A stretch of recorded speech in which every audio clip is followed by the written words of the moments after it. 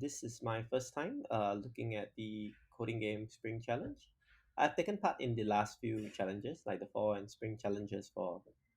Last year there wasn't the fall challenge. I believe it was replaced by an escape room. So yeah, let's take a look. Okay, I honestly haven't opened this before, so you know, let's see what challenges await us. Oh, okay. So you see, in a typical coding game challenge, you start off with wood, you go to bronze, silver, gold, and legend. Uh, Personally, I haven't made it to legend before. So far, all my challenges have been in gold. Okay, and that already required quite a lot of work. So most of my solutions do not use like any neural network methods, but yeah, I guess the interface doesn't really support it. You need to hard code your weights yourself, but definitely you can try it. Okay, but first let's see what game it is. Okay, so you see you have a 10 days counter here. Okay, so let's see. Introductory video over here. Protect your base. Oh, this is a tower defense, is it? Oh yeah, look at this. You have if your monsters here. Also, this is a multi-agent game. You kill the creeps. Where's my base though? Oh, you have mana here as well. Interesting. Okay.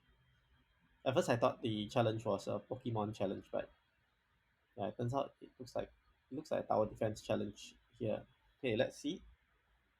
So would two both players control a team of three heroes? Okay, I guess like this blue is a hero, right? This blue thing is a hero. The other person has a hero here also. Yeah, so there's three heroes per team. So this is one hero. Is this a hero? Yeah, these are the three heroes for red. These are the three heroes for blue. And then it looks like the game is supposed to be slashing bugs. Okay, the heroes have mana that they can use. Okay, this is quite irritating, this logo here. So maybe let's just submit a sample game and we see what happens to this. So what we need to do now is your heroes can kill monsters. Throughout the game, monsters will appear regularly. If a monster reaches your base, it will deal damage. Where's my base? I was trying to find out where the base is. I guess the base is here at the top left. The game is played on a rectangular map, so there will be coordinate geometry here. X equals 0, y equals 0 is top left, and this is the bottom right. Okay. Each base can take a maximum of 3 points of damage before this. So each turn you must provide a command for a hero. You must wait or move towards a map coordinate. After that, any monsters within 800 units will suffer 2 points of damage. Monster appears with a given amount of health. If at the end of a turn monster health drops to 0 or below, the monster is removed. Monsters will always advance in a straight line at a speed of 400. So do they always go in a straight line? Let's take a look. So it's very predictable. But this monster just changed direction. Like it moves in a straight line, but seems like it changes direction though. Monsters will always advance a straight line. Oh, okay. If a monster comes within 5,000 units, it will target that base. So the base is here. When the monster carries in a straight line, it targets that base. Okay. When targeting a base, a monster will move directly towards that base and can no longer leave the map. Okay, so I suppose it is the monster will just move directly like that. Once it hit the base, it goes straight for the base chasing mode. Okay, simple AI for the monster. That's fine. If a monster comes within 300 units of a base at the end of a turn, as long as it has not been killed on this turn, it will disappear and deal the base 1 point of damage. Okay, it comes within 300 units of a base at the end of a turn. Okay, so it basically means you have a 300 units buffer before your base is killed.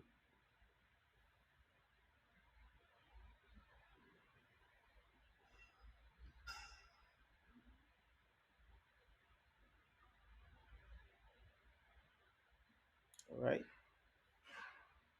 Isn't a simple way to solve this just to stand near your base and guard it?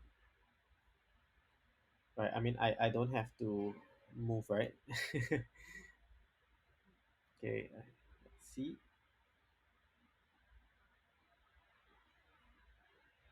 Okay, let's just see the input first. Okay, expand out the screen. I'll use Python for a starter. I'm quite keen to use a Monte Carlo based method in order to solve this. This seems doable with the, at least for Wood 2. So let's take a look. Two integers base x and base y for coordinates of the base. Enemy base will be on opposite side of the map. Okay, this is coordinate for my base. Heroes per players here. Okay, first two lines, base health and mana for remaining health and mana for both players. Okay, is here. So over here they put I in range 2, but actually your data is first. So I need to actually put this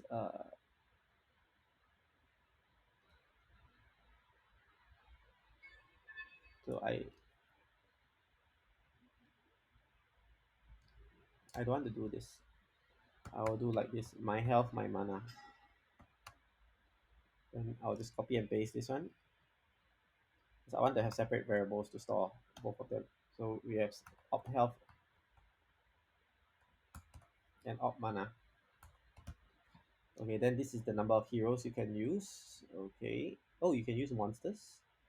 Oh, so at the start you only control the hero, but later on you can control monsters as well. Okay. So X and Y, 0 if it's a monster. Okay, simple. 1 if it's a hero, and 2 is an opponent hero. Position of this entity, shoe life. Oh, there's a shoe spell. Okay. Is controlled. Oh, you can control opponents. Okay, interesting. So you can cast mana or this that you can control health, remaining health of the monster. VX is trajectory of monster. Near base is monster no target. Okay, so you can actually tell whether the monster is targeting. Threat for given this, is it a threat to your base, opponent base, or neither? Okay, so they actually did some calculation for you to see where this monster's trajectory will hit.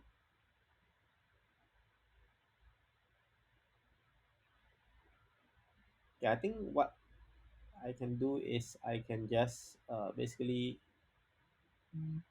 all this identity here. Okay, maybe let's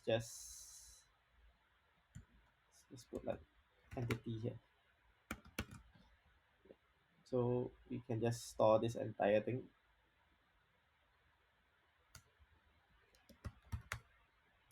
Okay, so in each entity, I would like to store it as a dictionary actually. Entity,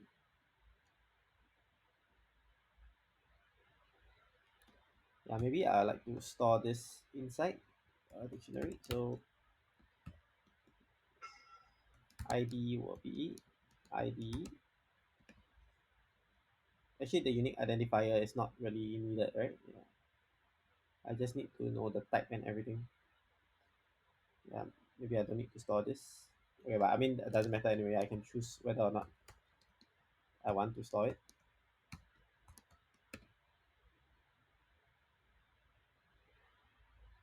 Hello.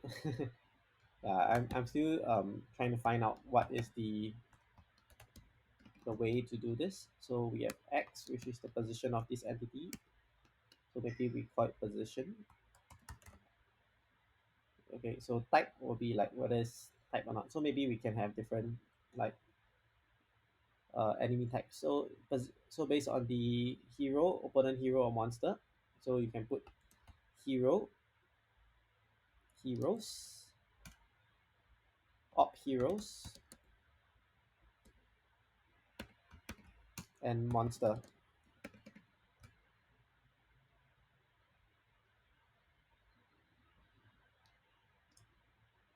Hello. Yeah. It's okay. I would like to try to code it myself if possible. Yeah, but I think right now what I'm doing is I'm just trying to pass in the data and then like do a dictionary. Usually for the past coding game leaks, I do by indexes like index 0, index 1 in an array or in a list. But I think this time around I'll try to do dictionary because I find it's easier to do that. Okay, so let's see. So we can just do this if okay type is 0. Okay, then we append it to heroes. Okay, because I want to keep track of where my different positions are.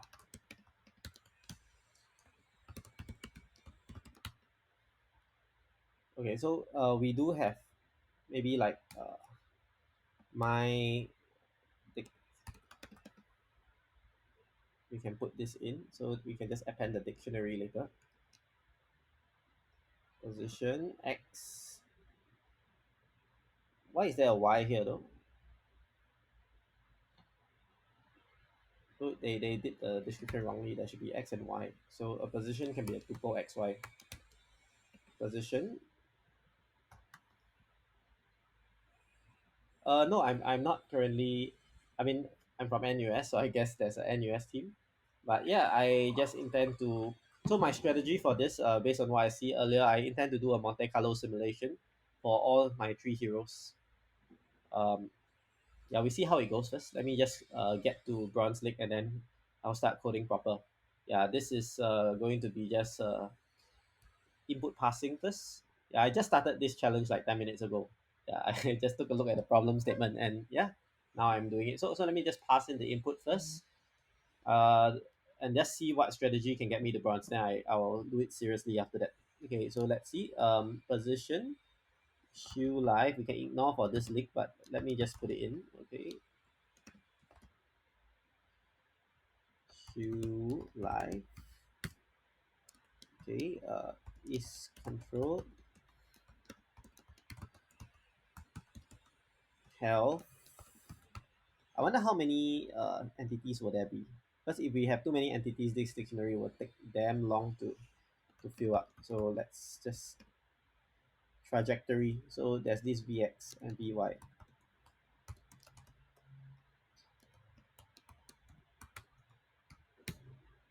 Okay, and then we have a near base. Actually, uh, this one may not be needed. Monster targeting your base. Okay, so we have monsters and monsters targeting base. Why not we just call it important monsters? Yeah, because these monsters are the one that will hit the base, right? Yeah. Trajectory.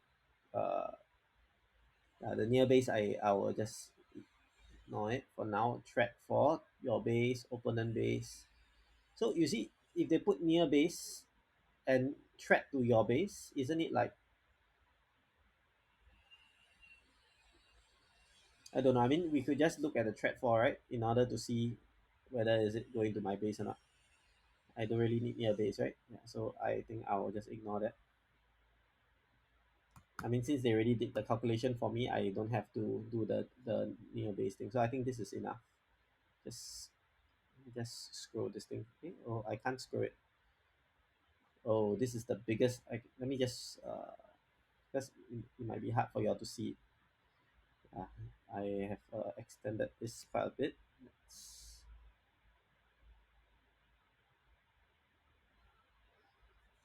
okay, I think maybe about here. If not, it'll be too small. Somehow I cannot like scroll this further in. This one, can I scroll it? No. Okay, so I guess this is it for now. Yeah, so like that. Is it too small? Is the code too small? Yeah, I hope it's not too small, but yeah, I hope this is okay. All right, so let's see. If type is 0, heroes dot append my my, my text. Then if not, it will be type is 1. If type is 1, then it will be where's the input conditions? Type is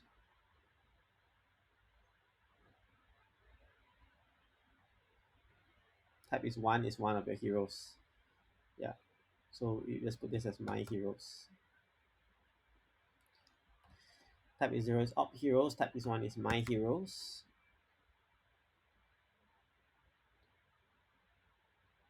Oh, no, it's not. 0 is a monster. 1 is one of my heroes.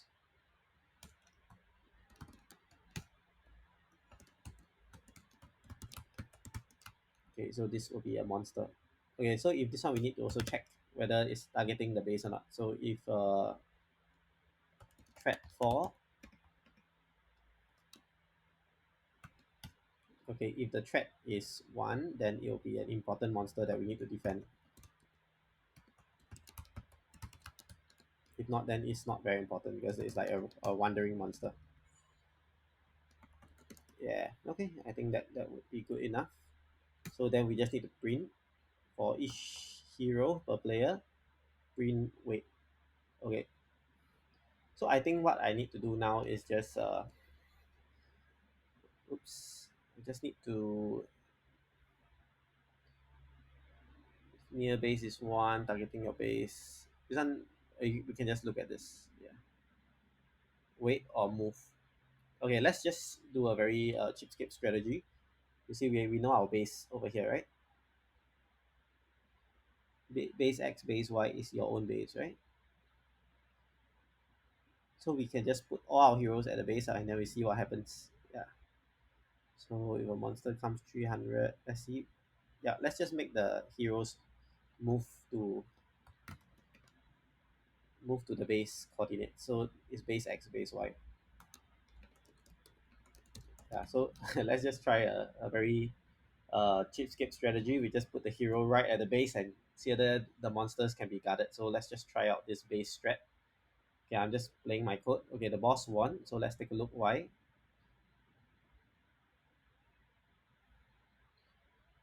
Okay, so my base is here. Okay, is where's why did the boss win though?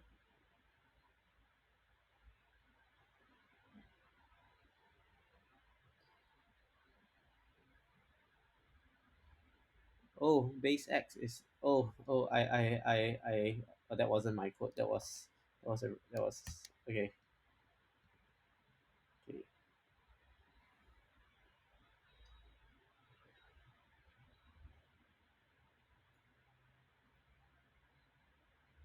okay. So let's take a look at so this strategy is called the hard shell. Okay, my three heroes are all at base zero.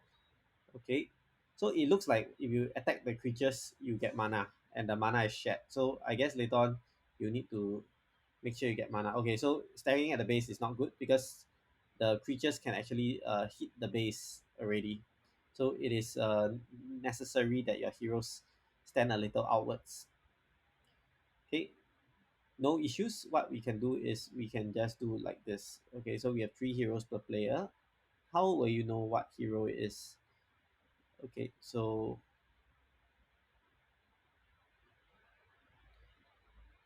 one for each hero. How will you know which hero are we controlling?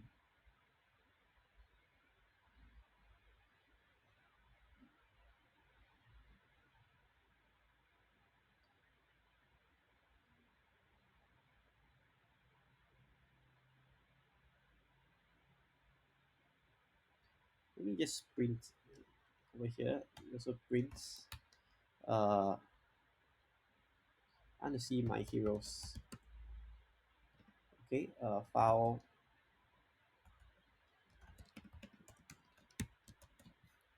Let's print out my heroes array to just see what it is.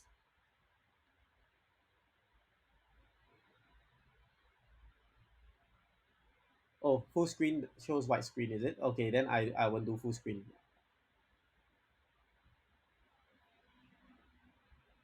Let me change my capture now. Wait a minute. Uh,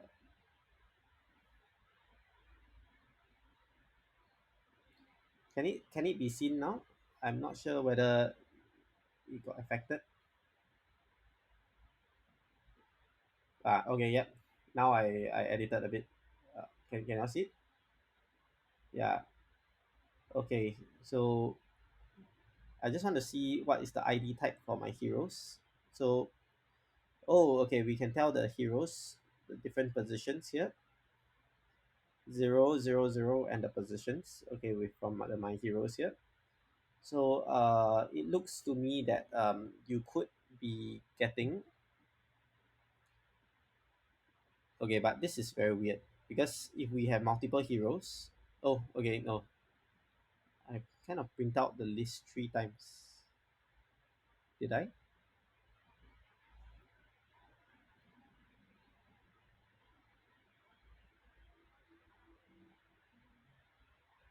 ID 0, ID 1. So there's an ID here, there's ID, and ID 2. Okay, somehow my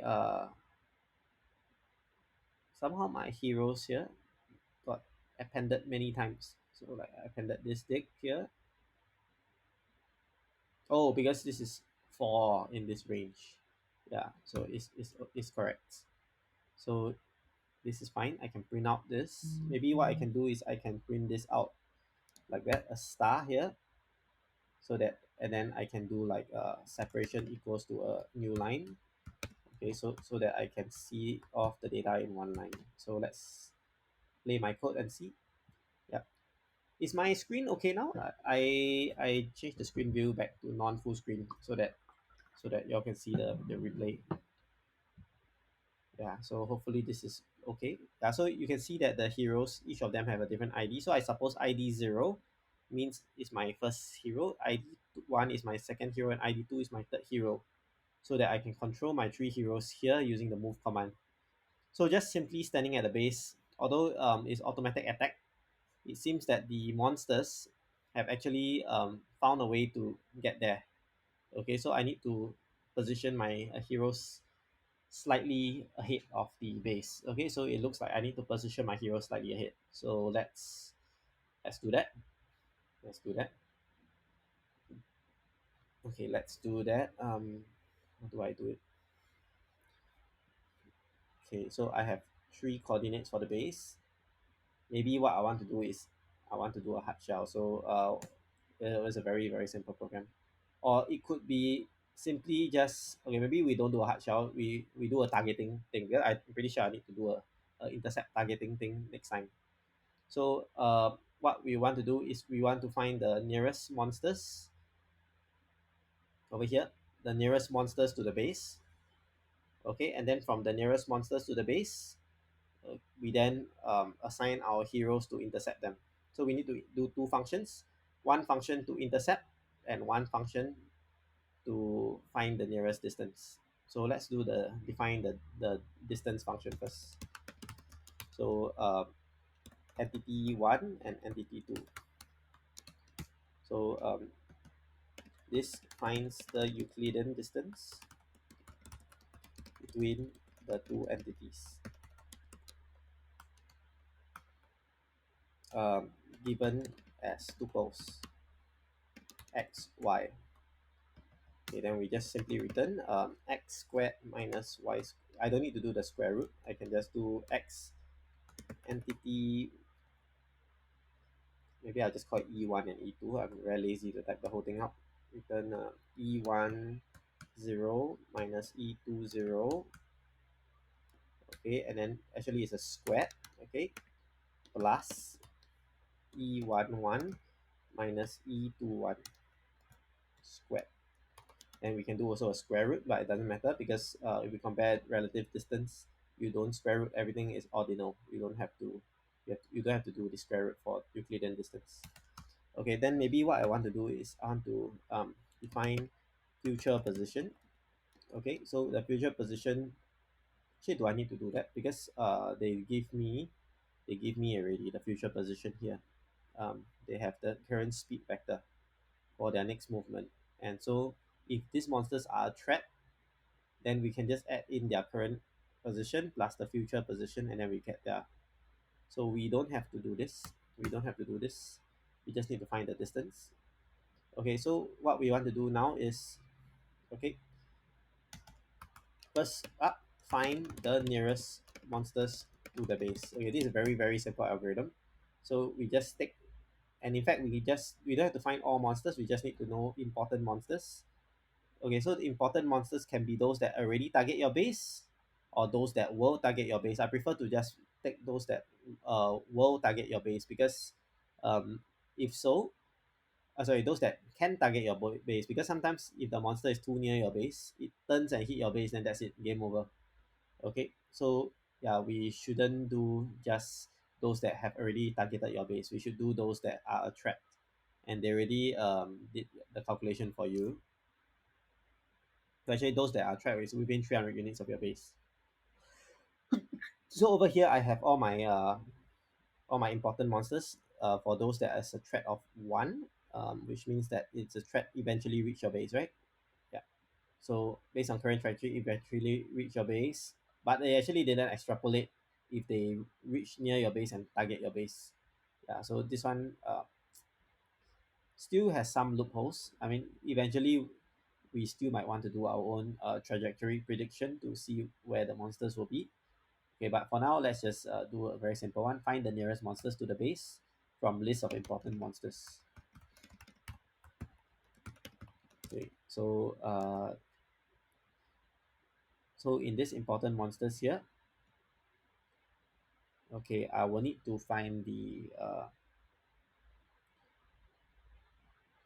so if they are not, we know their future trajectory, so we can just add the trajectory here. So monster futures position equals to blank. Okay, for each in important monsters. Okay, so what we do is monster future position dot append. Okay, we append a tuple plus tuple. Okay, this one plus this one. Okay, so in Python you can't exactly just add this straight away. So what we can do is like this. Uh, future x equals to each. Okay, the position. Okay, and this will be a 0 plus. Or imagine doing this in C++. You have to use pair and pair 0 pair. That will be tricky. Yeah. I wish there was a converter for Python to C++ because I myself quite like C++. Sorry, I myself quite like Python. Yeah, but for competitions usually C++ is important.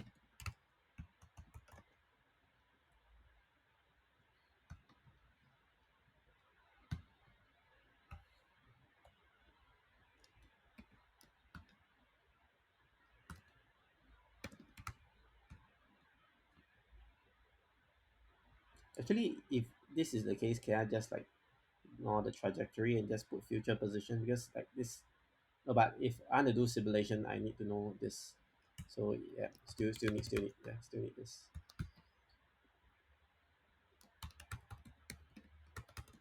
Okay, so we have this.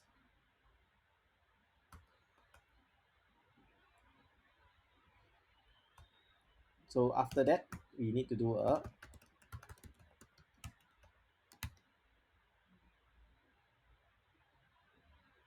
yeah, we can do a sort. Maybe you can just print. Okay, so other than appending this thing here, we also want to append the distance to the base here. So the base is here, base x, base y.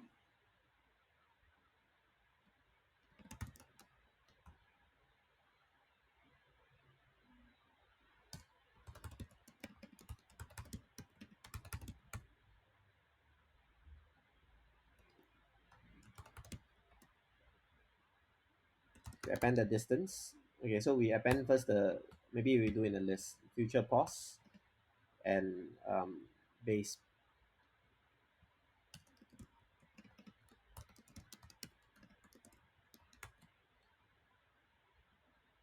Maybe here I do future x, future y also, just to be consistent.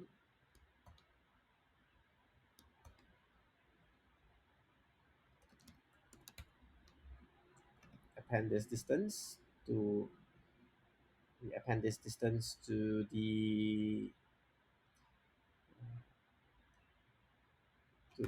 and we also need the position. Yeah. So we have two values here. We append this and then after that we sort. Okay, we sort by the distance. So yeah, we sort by the distance. I think this is already done. Okay, let's just sort this monster future position and then okay, and then I just want to see whether this works. Let's print out our monster future positions and see whether we can get the XY coordinates of my monster. So right now it's 0. Okay, so we do have a distance and a number here.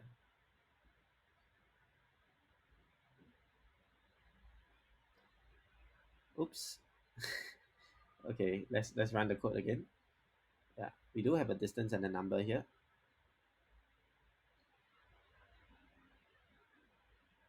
Okay, so I'm just trying to see whether I can print my. Okay, let me see my. Yeah, you can see it. Yeah, so right now they're all at the base. This is my distance to the base for each monster, and this is the monster XY coordinate. Okay, it looks like it's working. Okay, so this monster is at 1406,977. Yeah, it's probably this one here. And then this monster is at 212280. So the next position is here. So it means that I can move my hero to this position to intercept based on the nearest monsters. So let's try. Okay. So let's just do a very rudimentary one. I just want to see whether it works. Okay. So basically, we just move the. Okay, very very simple code. Okay. We just move the hero. We just move one hero. Okay. Move one hero to the nearest future boss. Yeah. I just try moving one first. Okay. And then we see whether it works. Monster future pause 0,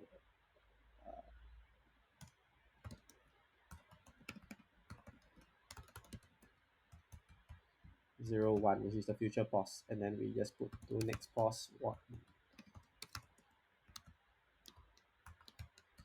or we can just put here next x next y. Yeah, we can just put here like that.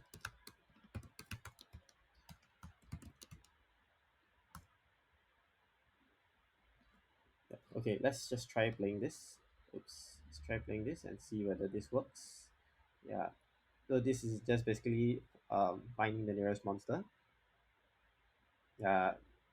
Okay, so my three heroes are here. Actually, if I just put weight here, right, this might work. Okay, let's see. Index out of range in line 66. Monster future pause. Okay.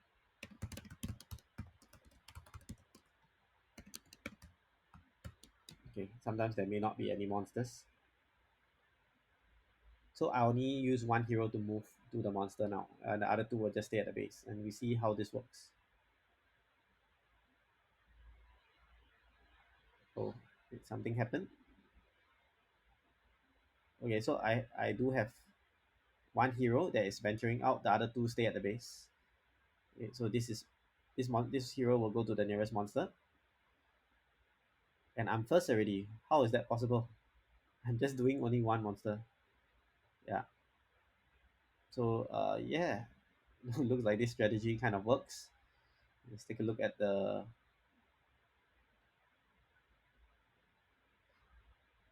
Okay, so actually, what do we need to do here? We just need to survive, is it?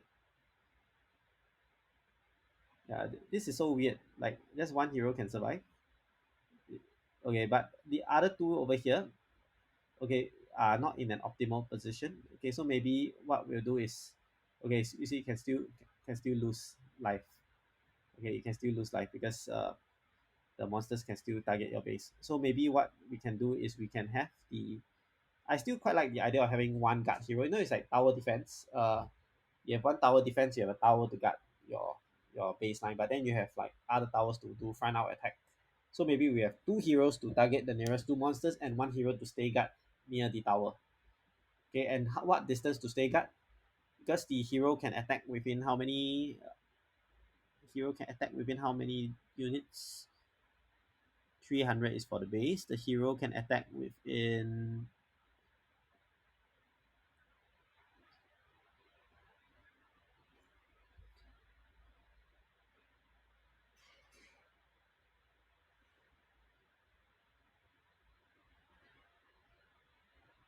any within 800 units will suffer 2 points of damage. So it means I can position my hero at 800 units from the base. Okay, so let's try that. Okay, so one. Okay, let's just do one hero outside to hit the monsters, and then the other two heroes stay guard at the base. Okay, where to stay guard to? Okay, so probably let me just do a simple uh, distance with angle here so that I can potentially use this for other purposes later. So define projection, start pause, and then we have angle, and then max this. So that's the projection to the next. Actually, I may not need this because I only need to do. I don't need to use sine cosine. I only need to do one time. So I want to position my hero. If let's say my base is here, I want to position my hero here, like 800. Uh, so it needs to be 800 squared, and then we divide by 2. So let's just do it. 800 times 800. Okay, 800 squared. Okay, is the distance, and then we divide it uh, by 2, and then we square it to get the sides. About 565.68.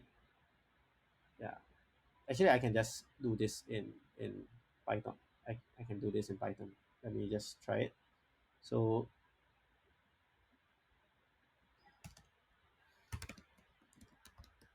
the base is either 0, 0 or the other side, right? It's either 0, 0 or the bottom right pixel.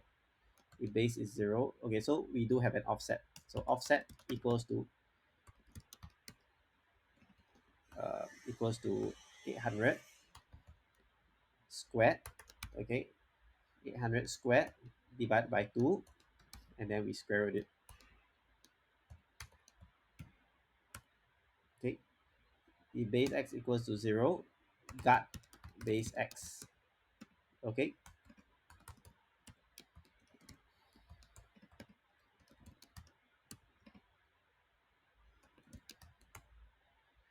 yeah, it's too bad I cannot do like what do you call it? Yeah, in if I don't use numpy arrays, I cannot do broadcasting, but it's fine. It's just only one base x my plus offset and base y plus offset. So actually, I don't need to do this. I can just do like that. Offset equals to this. Okay, times. Okay, okay, we can just do like that. Offset times equals to -1 if base x else 1. Yeah. And we just do the offset here. Okay, so if let's say so we have the gut base position is the best position to gut the base. Okay, so let's just put the gut, the other two heroes for gut the base. Okay, let's just do this move, and then we just move to the gut base position. In fact, my next x, next y, I should do underscore so to keep it consistent. Yeah, why not, right? Yeah, why not? Okay, yeah, I think this should work. So let's see whether this I think this should be able to get by Woodlick. Oh, this performed worse than my original code. Okay, let's see why. It's an error. It's an error. None type detected. 927. Oh, yeah. I'm pretty sure Woodlick is not hard to get through. Yeah. Okay, but there's some errors that might turn out to be bad command. Oh, why is it like that? Okay, should be 1 if not -1. My logic here is wrong. The move x and move y, can I put it as a float or must it be an integer? I think it must be an integer, right? Two integers, and then when we move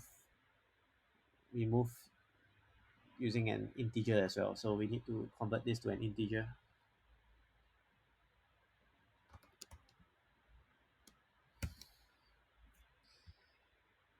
Okay, let's see whether this works. Let's see whether this works.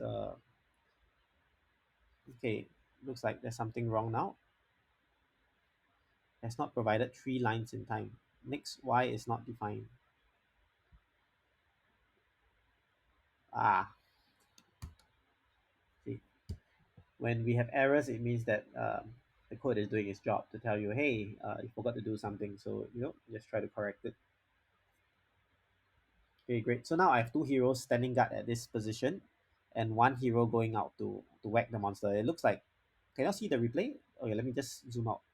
So I'm doing a hard shell strategy. Okay, I'm just putting two monsters at the 800 radius position. Okay, maybe I should put one over here and one over here. Yeah, but I think for now this should be good because this can guard against like most monsters coming. They won't come from here. The monsters can only spawn somewhere here. This blue line, I suppose. No, they can't spawn this blue line also. These are fences. Yeah. So the monsters can only spawn from like the forest area, which means that standing guard here is actually quite a good way to guard the base. Okay, let's just test this in arena and see how this code performs and see whether we can get through to the next league. Yeah. So yeah, I'll take a short break while we wait for this to load. Yeah, meanwhile, if you have any questions, feel free to ask. Yeah, that's why I'm doing a stream because like I think it's quite fun to do this coding game challenge. But later on, once we get to Gold League, okay, the optimization required is quite tough. Yeah, I nearly made it to Legend once. Let's see whether I can. But yeah, we see how first. We see how first.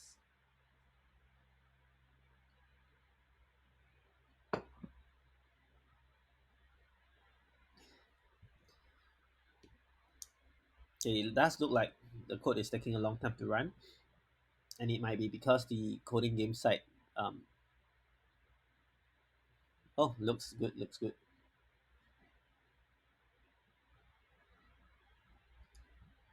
Oh, yeah, they are heroes. Yeah, yeah. The oh, do they call them monsters? They call them heroes. You see over here. The monsters are here. Monsters are these yellow ones. These blue ones are the heroes. Okay, so we have found a weakness. This stand guard position.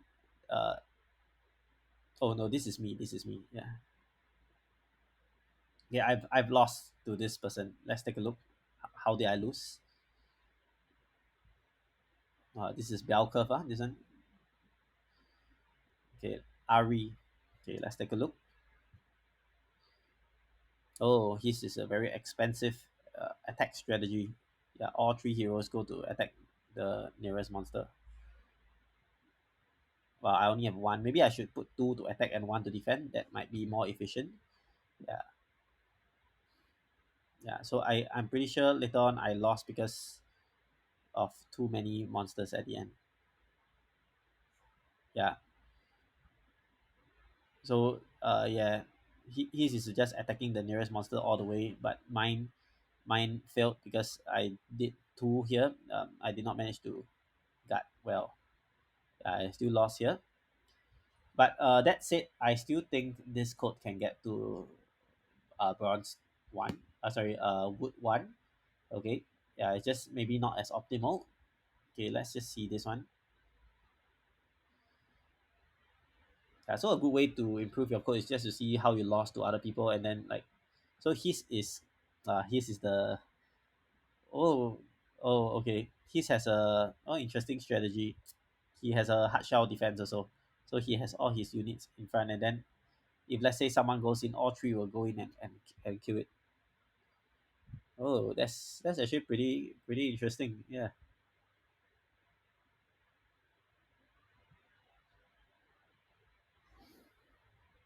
yeah. So he has set himself a border of defense. Once enemies go through that border of defense, all will go and attack it. Oh, which actually is quite a good strategy for this league, I guess. But there's a catch also. If he does this, he might lose out when there's too many attacking at the same time.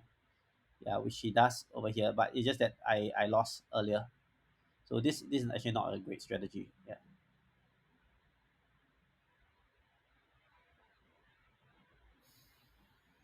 So Ari looks like it's way above the boss already. Actually, all these people are all above the boss already. If you look over here, the detailed leaderboard, yeah, we are all above the boss. So actually, you see, I'm above the boss as well.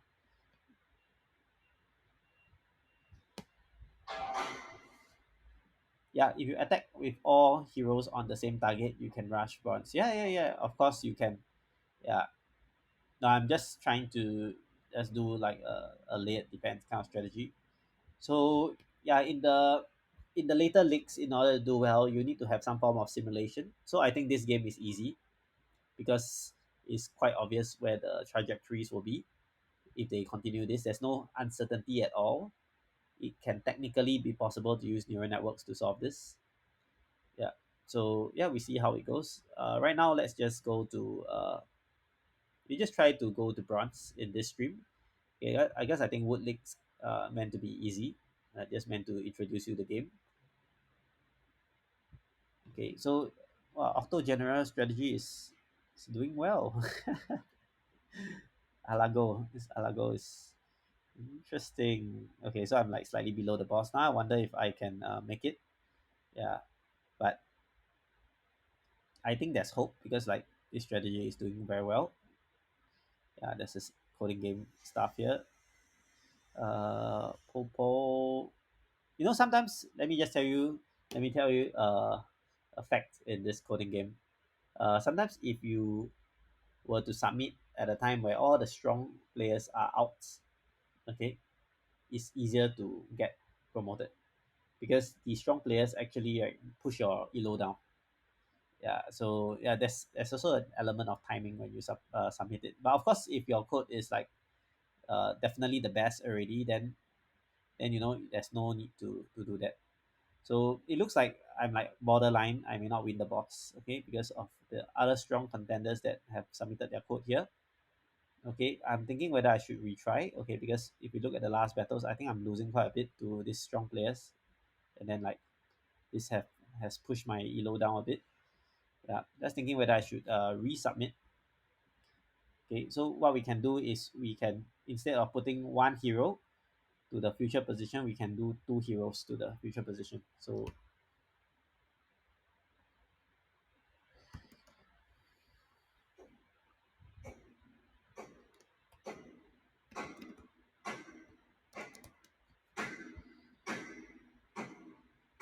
okay, so now instead of just one hero attacking the nearest, I do two heroes attacking the nearest monster, and we see how this code works. So you can see it's two heroes at one time, and then one hero to defend. Yeah, I do want to like make sure that my two heroes don't go too far out though, because if not, it will have difficulties restraining. So maybe what I can do is I can consider a certain radius around the base. So this one can be trained by genetic algo next time also. So we can have a certain radius around the base to defend. So I think a good radius would be maybe about 1,600. Maybe it's too little. Maybe max radius can be about 2,000. So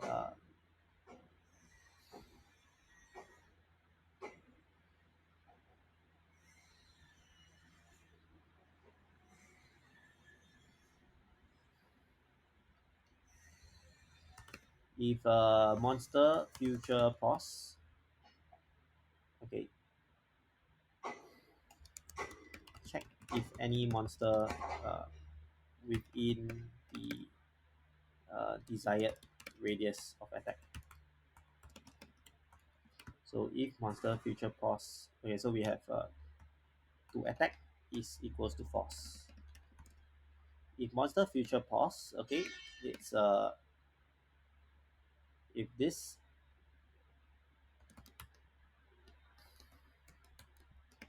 okay, if this is greater than zero, and then we just check, okay, the first position, okay, this one, if this one is smaller than p, okay, so basically within this distance here, there's a threshold. So if distance,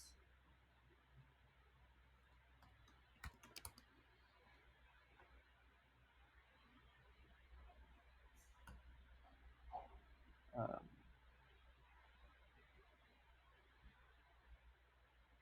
okay, if this distance is smaller than the threshold, so where's my thresholds? Did I put my threshold anywhere? No, I haven't put the threshold yet.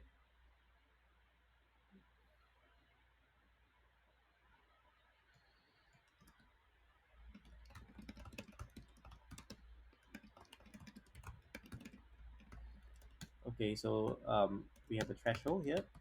Maybe the threshold can be a configurable threshold. Let's put it as 20,000 first. Okay, I don't know how big the bot is. Let's see how big the bot is. Somewhere around here. Maybe this orange circle is a good gauge of where to. 5,000, maybe about 5,000. Threshold is about 5,000. So if it's smaller than threshold squared, okay, then to attack is force. True, sorry. If it's smaller than threshold, only attack within the desired radius. Okay, so it's true. So only when it's to attack. And then we have this, and we move that. And the last hero will guard the base.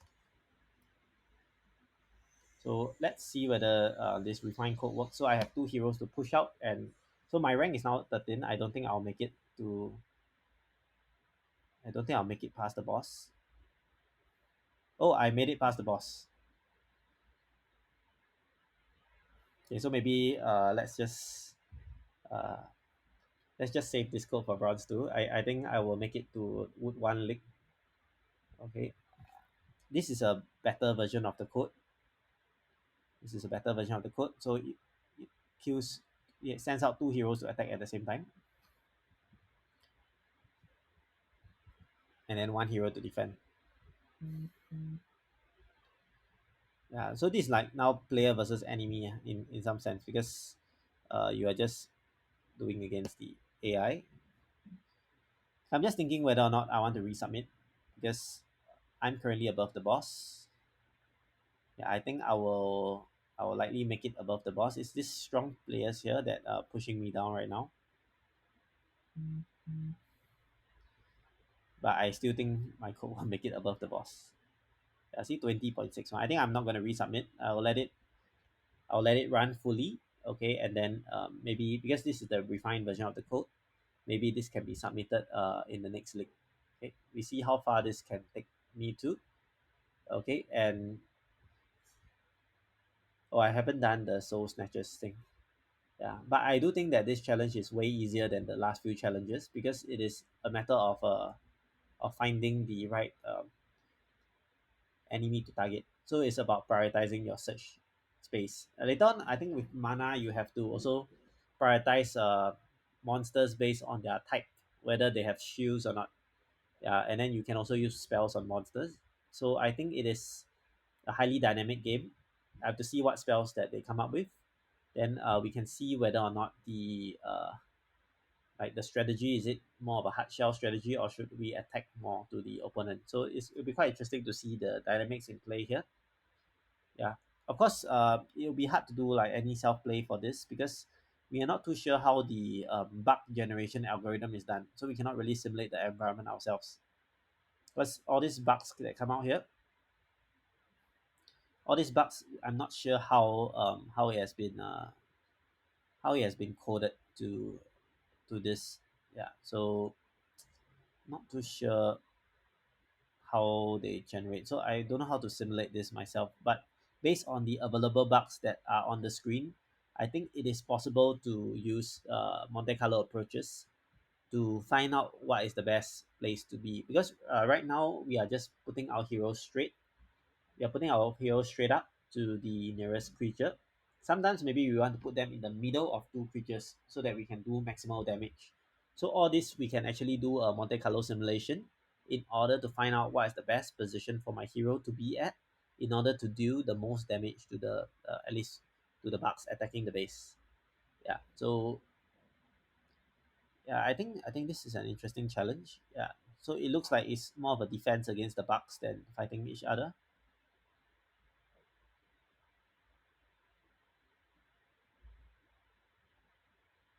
Yeah. Oh, yes. There's also mana later, so it means that you might want to have a hero out there to kill more bugs to get more mana, rather than being more passive and stay in the base. So, uh, is a prioritization of like whether or not to attack or defend, right? Yeah. So this is something that this is actually what I was thinking of doing. CG jaw mode. Just put a hard shell in front like that, one line, and then yeah, pretty sure that whoever did this was just trying out a very simple strategy. Yeah, I quite like this strategy of Octo General, although not very refined. But if you look at it, actually, it's quite cool. Like he had a hard shell like that, and then when the bugs come inside the hard shell, all three will come and attack at the same time. Okay, but one bad thing is that this may not be that great in terms of foraging because you don't move. Yeah.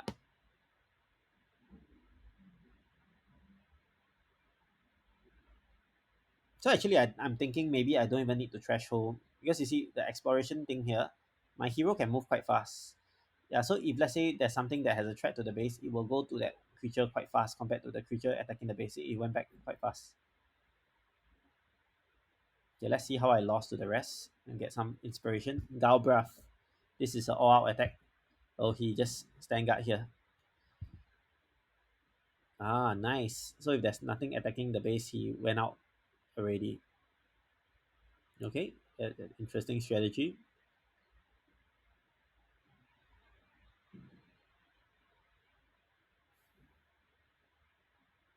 Yeah, I'm definitely gonna use Monte Carlo for this game. Yeah, the the hard coded method doesn't work out too well. His strategy will fail actually later on because he put this is the base position, right? And if the monsters go back, he only sends like one or two back.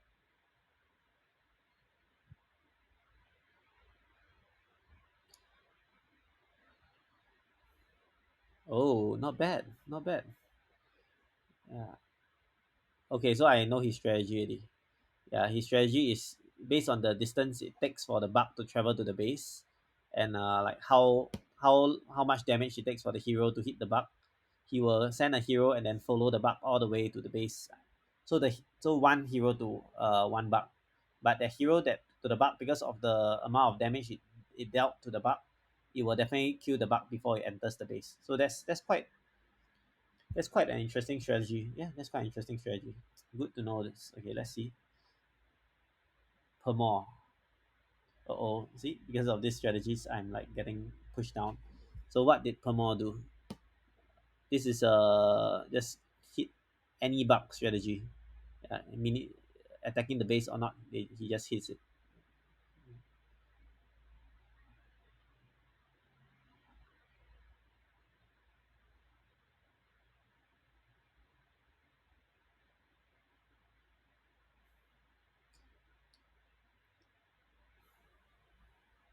Yeah, he's just hitting this actually worked out pretty well. It's just because my strategy is not that great. Yeah, I think I quite like the strategy that I saw from just now. This Permor, not Permor, Galbraith. Galbraith's strategy is quite nice. He just assigns a hero to a bug, and then just continue hitting that bug all the time until it reaches the base. So he actually calculated how much distance the bug will take to travel to the base. Yeah, so that was quite interesting. That strategy.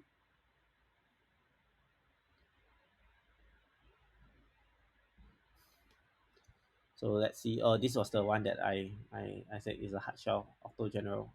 Has he graduated? Yeah, he did already. He graduated. Okay, let's see whether I can graduate. Yeah, I think I can. Yeah, I'm like quite high above the boss right now. So should be able. So there's this. Oh, look at that. The Octo General strategy is not bad. Benjamin 1-5. Oh, I didn't mean to click that. But yeah. You know what? Let's try playing with Benjamin 1-5.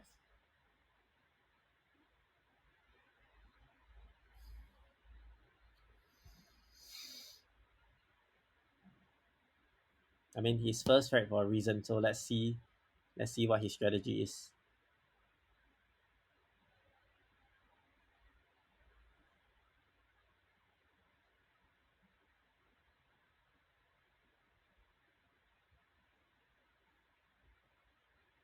Oh, all three going to the front bug, as what one of our viewers mentioned. Yeah, all three attack the same bug. You can rush bronze. Yeah, so he's doing the all three strategy because I guess all three means that the hero uh will be more powerful.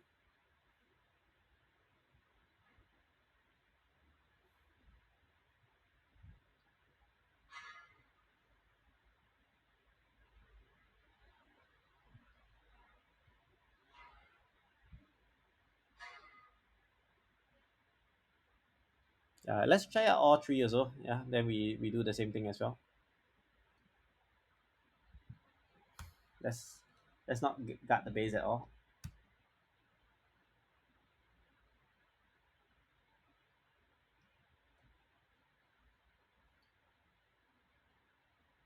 Okay, so I think the guard base position might be a bit too conservative already. So let's try to win this Benjamin 15 because his code is the best so far in the leaderboard. Per more also, I'm quite no, it's not per more that was the good one. The good one that I liked was oh, he graduated. Yeah, Gabrav's method was quite interesting also.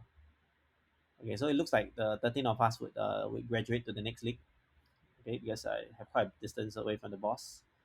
Okay, let's try to win. Let's try to win this Benjamin 15's code. His is just all three rush out. So actually, thank you. Who is that? Aspert, is it? How do I pronounce your name? Yeah, for saying that yes, you just put all three and you can rush to bronze. I think you're right. Look at this. I tied with his code because he's also doing the same thing. Just that I rest over here, he continue attacking, and yeah, you see his mana is actually higher. So his is a very simple algorithm.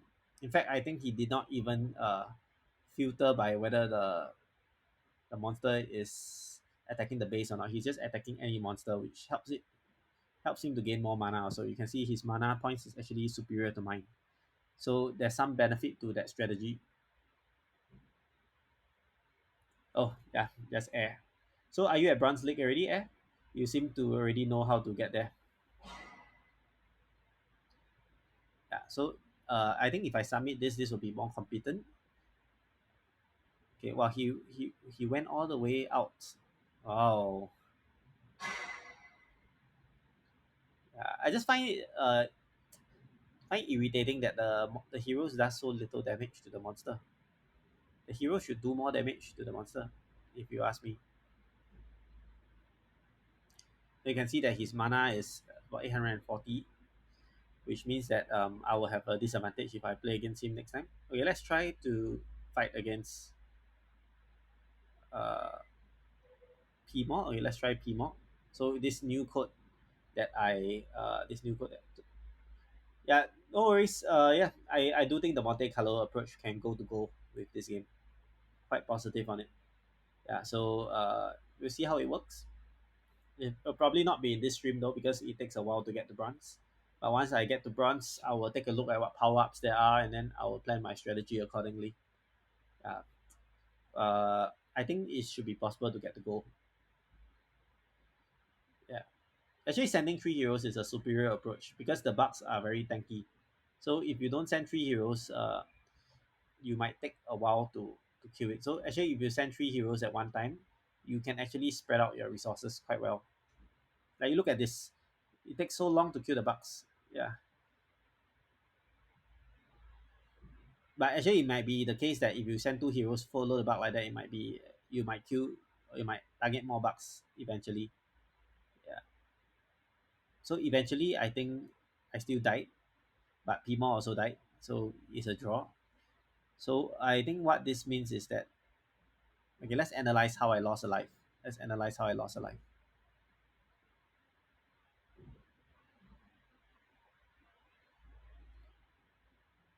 Okay, so all this kind of killed me even before I attacked.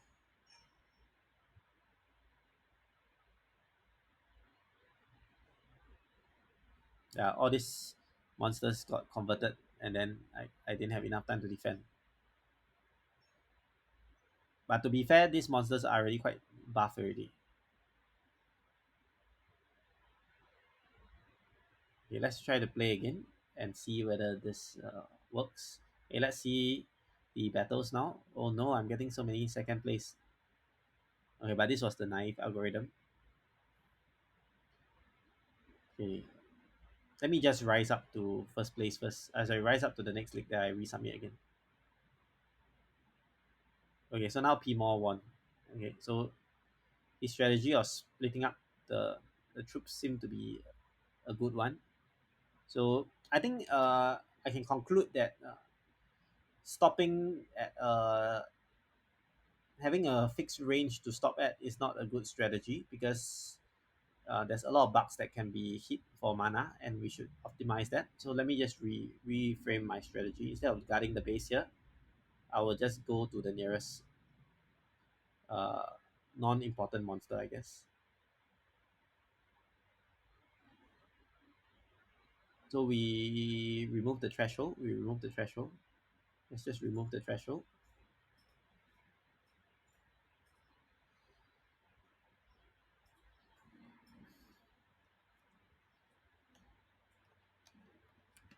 Let's remove the threshold and try again. So because I think that anytime that you are not uh, spending attacking, you are losing out in terms of potential income. So I remove my threshold. So that threshold was holding BMAC. Yeah. So I remove my threshold now and let's see. So I just go out and scout. So actually this turned out to be better than PMOS strategy already. Just by removing the threshold. Okay, great. Promotion to Wood 1 League. Yeah. Okay, so let me just try this strategy again. And after that, like we could refine, maybe we can still use one hero for the end game strategy if the three heroes combined together proves to be superior. Yeah, so it does look like it's doing well. I think this code is doing well. I think. Let's see whether we can like try against this Viva Cardo.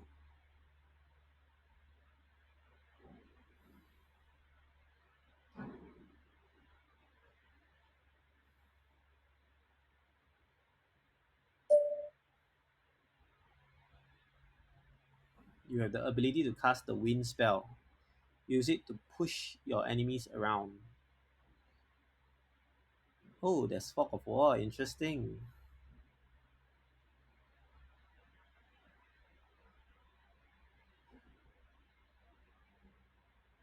So the wind is to let's see what's the wind spell. Let me just resubmit this code first.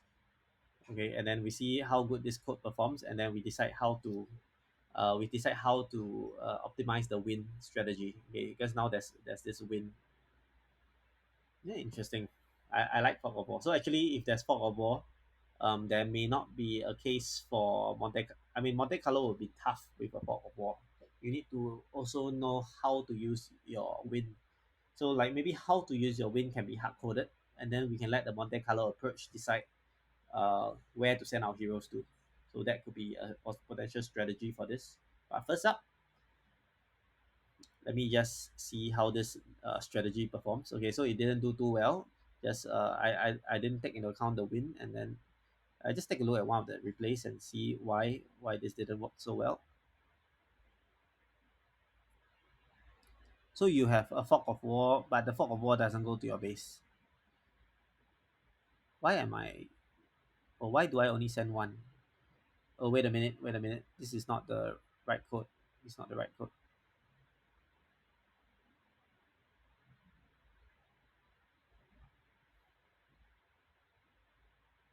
Ah, there we go. This is the code that I have.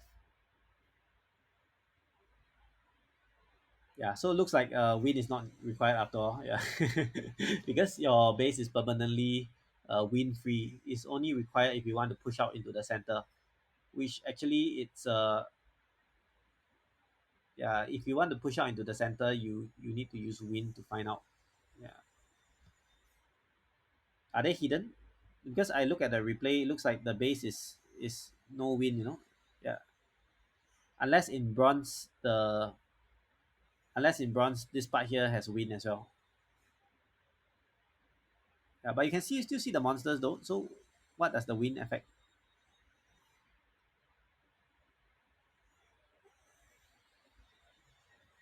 Why am I going back to the base?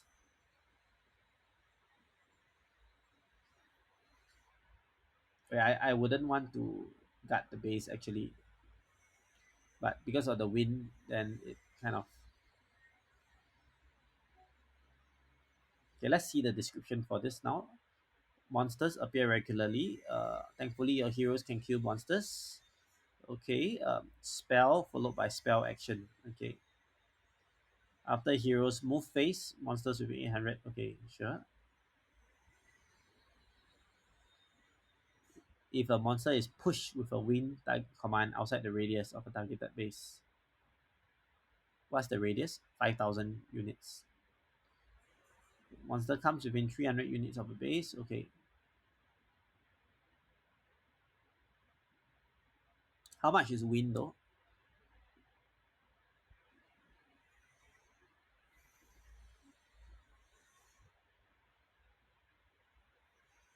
Oh, 10 mana to cast a spell. X, Y, within 1280 are push 2200 units within that direction.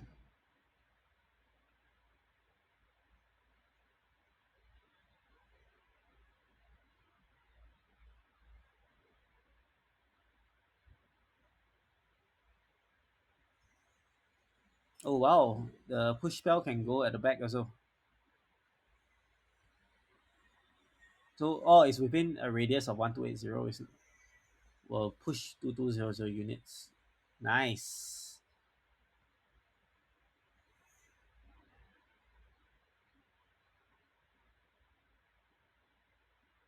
Do you see that? I'm like at rank 24 already without even doing anything for win.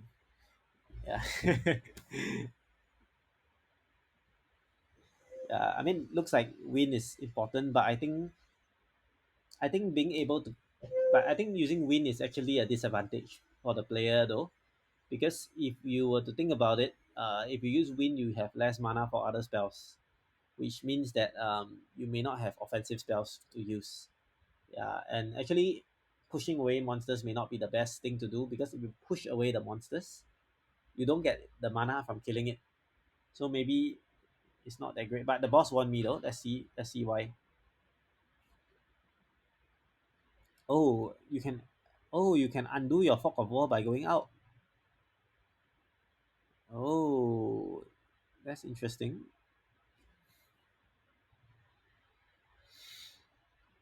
Oh, actually, there's a strategy here. You can push monsters to other people's base. I think that's what the boss did. You keep pushing and pushing and pushing, right, with your win, right? And then eventually the monsters will get pushed to your opponent's base and attack the monster opponent's base. And that's actually quite a good strategy. I mean, if you think about it, you see, he pushed monsters into my base. Do you see that?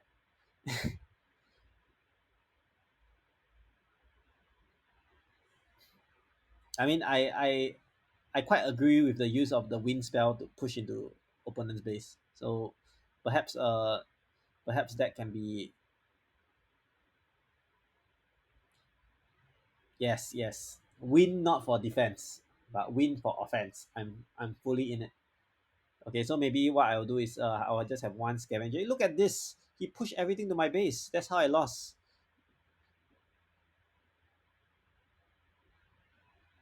This is really a good strategy. Yeah, but I think more importantly, in order to counter the offensive win, okay, we can also use defensive win.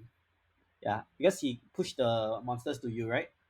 Yeah, you can counter the offensive win, and actually your counter offensive win might be better because you can actually kill all the monsters and get more mana. So maybe let's try programming in a defensive win first because I'm thinking about offensive win and I'm thinking that it may be a little too uh, it may require a little too much win because you need to push the monsters all the way from one end of the map to another. Unless you are camping somewhere near the enemy's radius here and then you just push the bugs into him. But even so, I prefer defensive win. Okay, why? Because every creature has 25 health, about there at end game. 22, 23, 24.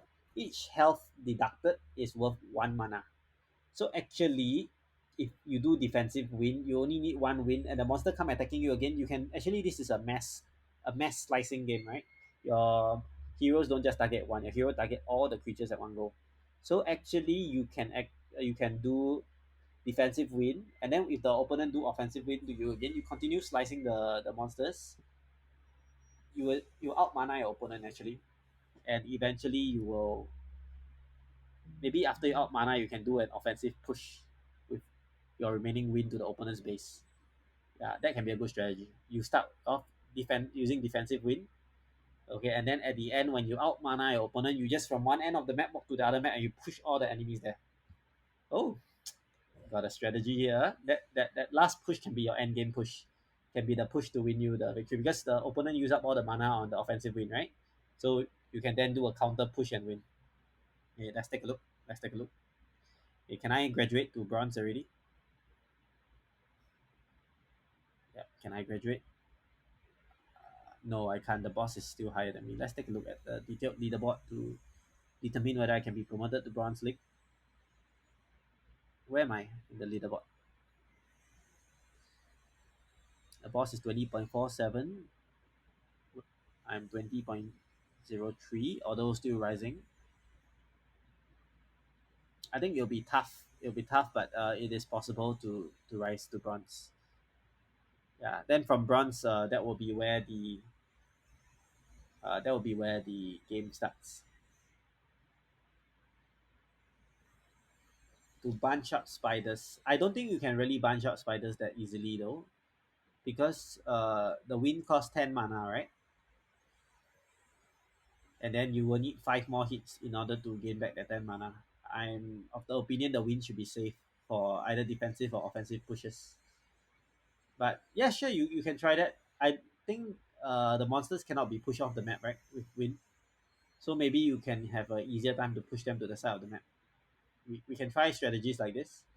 I will not try it yet because I think I quite like the idea that I just described. You stay at your base, you do defensive win, and then when you outmaneuver your opponent in terms of win, you do a push for it. Yeah, I quite like that strategy. So, and actually you can do a push for it with just only one hero. So you look at what the boss is doing to me. The boss is just pulverizing me by putting win and putting the troops to me. So why not do that to other people? That would be great. Yeah. So yeah, we should try to conserve mana. And actually, I'm not too sure whether bronze they introduce new spells. Wind may not be the best spell because there's also control and shield. So there's two other spells that are not explored yet: control spell and the shield spell. So all these spells actually might be better than wind. Who knows? But I'm quite in favor of using wind to defend first, and then near the end game, use it to push all the creatures into the opponent's territory and killing the opponent. Because this game is about overwhelming your opponent's defense, and there's no hard shell that can defend against wind actually. Because wind pushes how many units? Wind pushes 1,200 units, right? Wow, 2,200 units. If you push a monster at the start of the opponent's base, you push in. You actually just need to push in 2 times, and then it will be within 600 meters. Which means that the next move that the monster does. Oh, but the creatures after being pushed by wind can move randomly. So maybe you need 3 wind pushes to push all into the opponent's space, and the opponent can't deal 25 damage in 3 turns. Yeah, it'll be tough, like it'll be tough for the opponent to do that. So I think I do have a chance to win this the boss without using wind at all. If you look at it, yeah.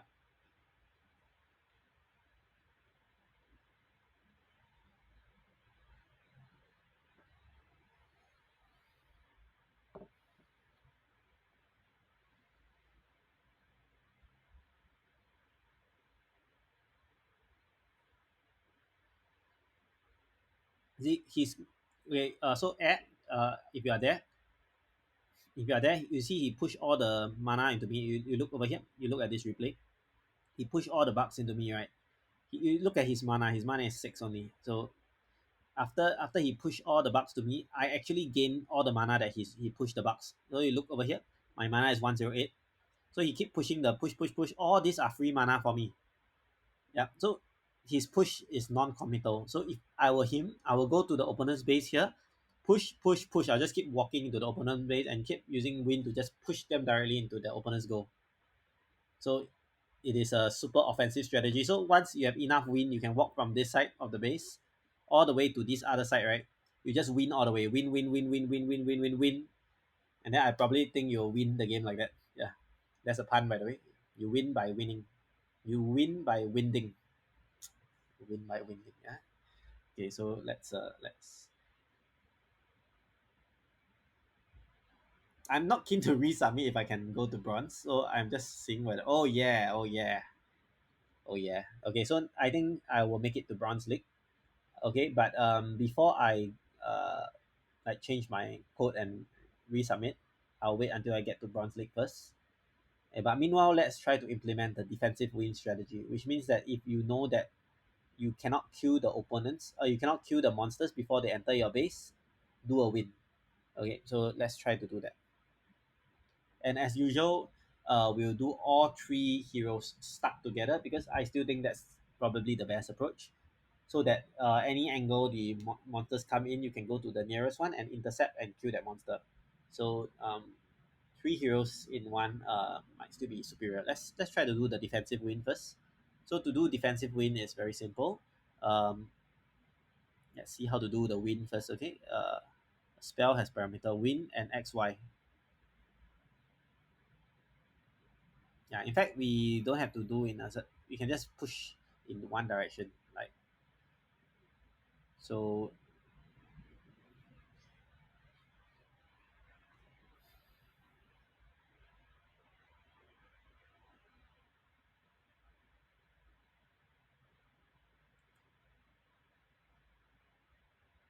Okay, so we look at the distance from the monster to the base, and if the distance from the last monster to the base, it's basically if the distance of the nearest monster to the base is too much, then one of the heroes will win and the others will continue attack. Okay, so if the nearest monster cannot be killed by three heroes, then win it. Okay, if to win, then print win. Okay, and then the X and Y can be like arbitrary. Just I just need to push it somewhere. So I'll just win it.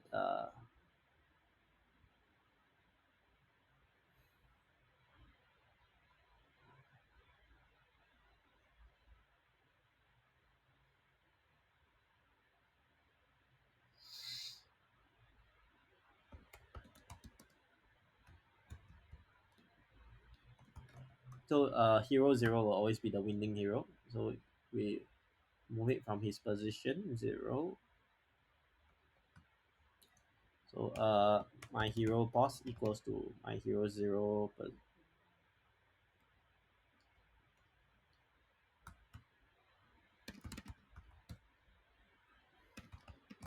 We only need one hero to cast win. So from its position, okay, this will give me XY.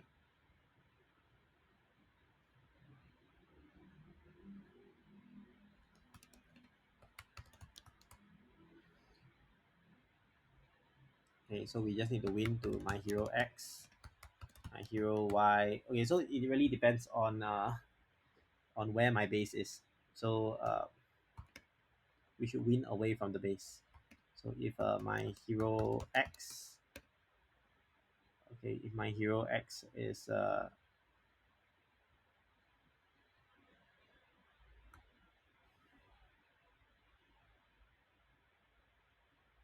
yeah, maybe we should just win towards. Yeah, we may not need the hero's position. We can just win towards the enemy base.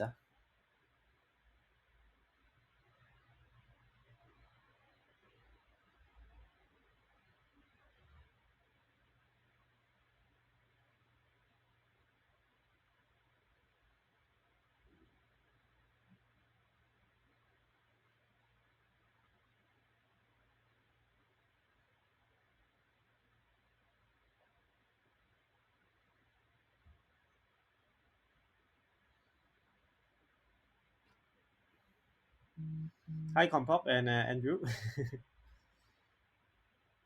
Okay, so let's see. I would like to change my hero X and my hero Y. I'm just wondering whether the wind spell can just arbitrarily just put at the opponent's base or not.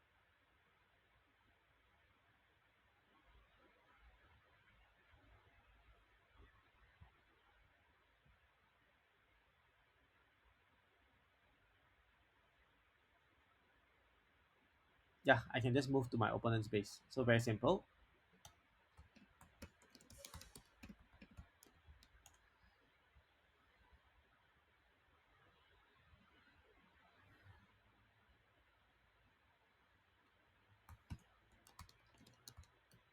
Actually, I can just take 17. I can just do this.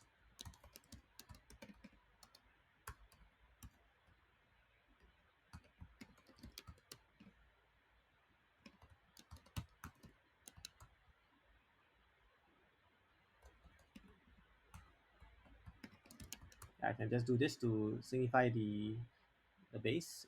Then we can just push towards the opponent base. Yeah,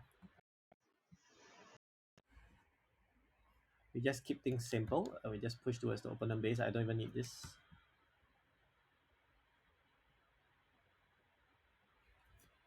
Okay, so now we need to decide how to do the win. Like, how do I do the to win? When is the condition to win it? So the win condition.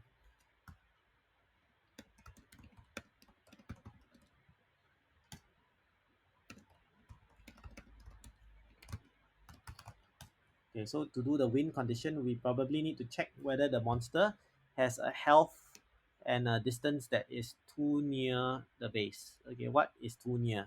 We need to count the number of turns the monster will take to enter the base. Uh, when basically with the given trajectory it has, we need to find out when it will hit the base. So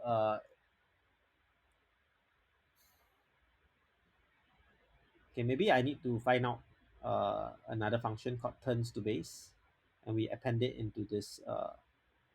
So we can have this future append future pause,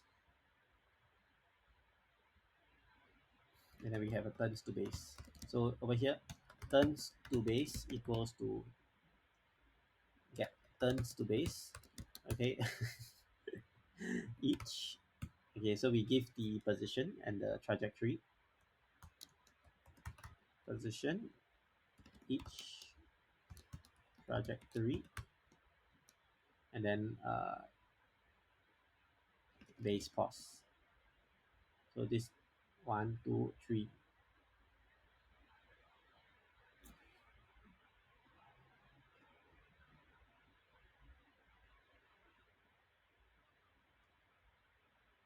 Something like pause plus velocity smaller than 300 and hits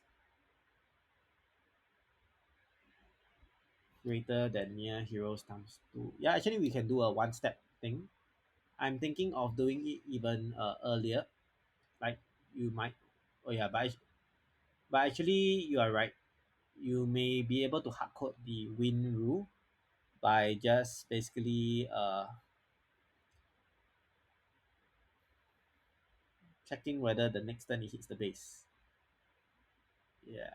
Okay, let's do that. Let's do that. Then I don't have to do this complicated function. But I mean, the number of turns to base could be useful next time. Okay, when we want to do a simulation. Okay, but for now, if we just want to see whether we need to win or not, we should just win at the last possible moment so as to save our win. And I agree with that. Okay, so let's just basically just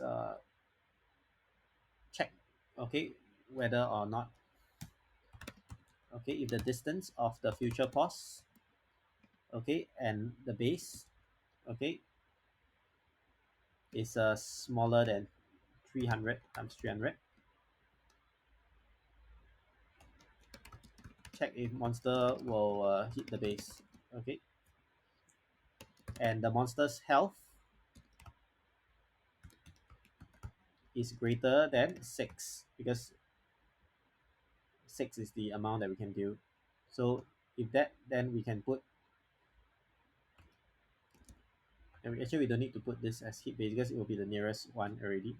Check if the monster will hit the base. If this is more, okay, then we can just put to win is true.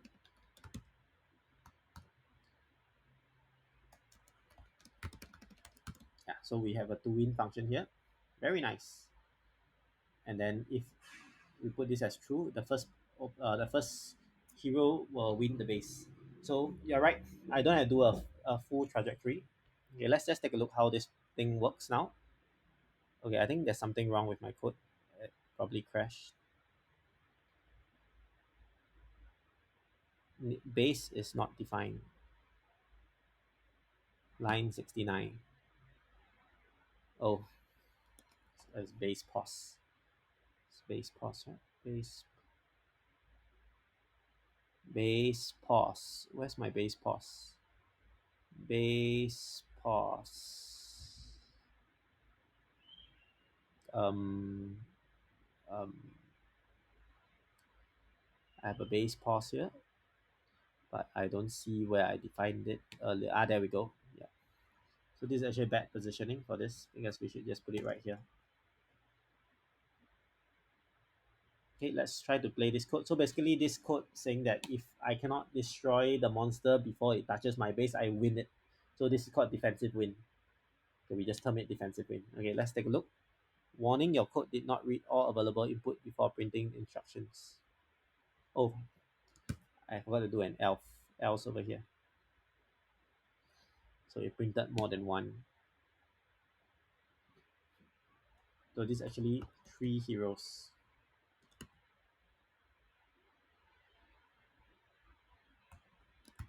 If no enemies, got this. Okay, what happened here?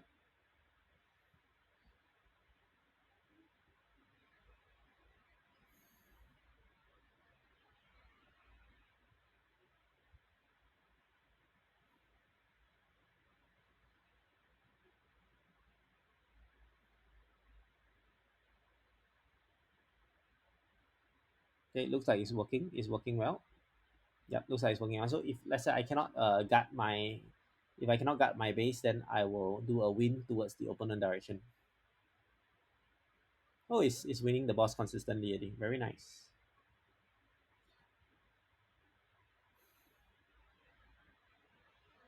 I haven't seen it do win yet, so I like to see it have a case where it does a win.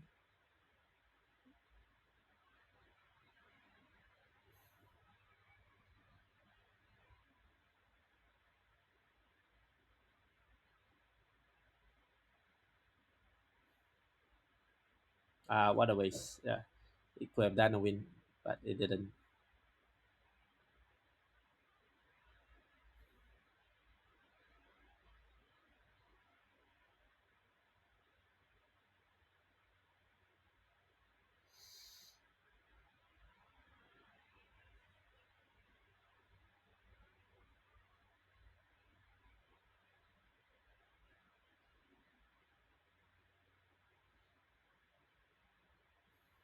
Yeah, it's still good. Yeah, it hasn't been able to do a win yet. Let's try competing with the top of this league. Mets 1, 2, 3, 4. Okay, let's see whether or not this defensive win strategy holds out.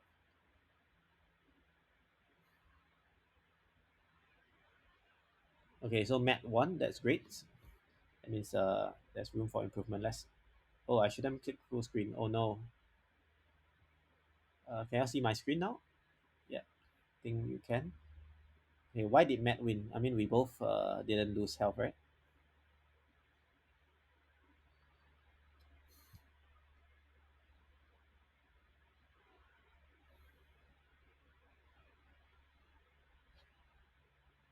Sorry, he won the game because heroes gathered more mana outside of their base. Oh, there's such a rule.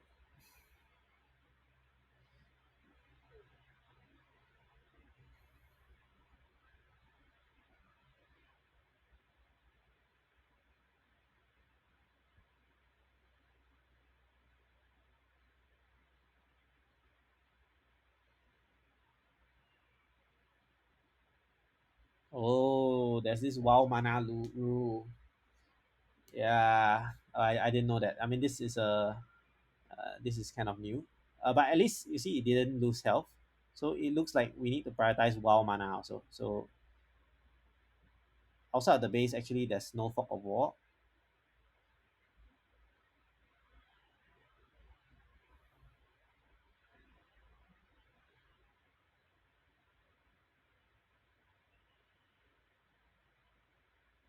Yeah, that's simple. You see, this is the radius, right? Radius of my base is 5,000, right? I just put my gut base position at 6,000.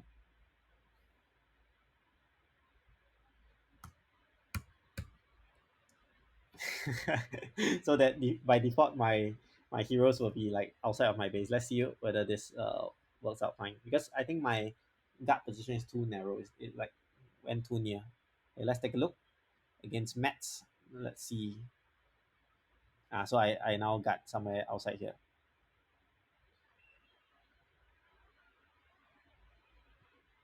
So at least I get some wow mana also. I mean, they call it wow mana.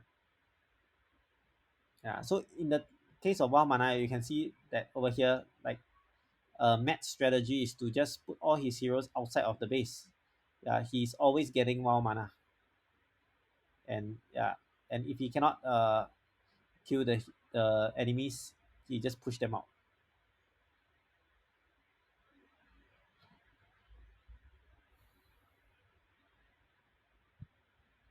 Yeah, so eventually I will be going into my base, but his strategy has a weakness. Later on, I can push. I can do offensive win and push. Yeah, yeah, I think it's fine because offensive win strategy will be able to get rid of him. Yeah, I don't need to get wild mana when I can destroy the opponent's base, right? Wild mana is overrated.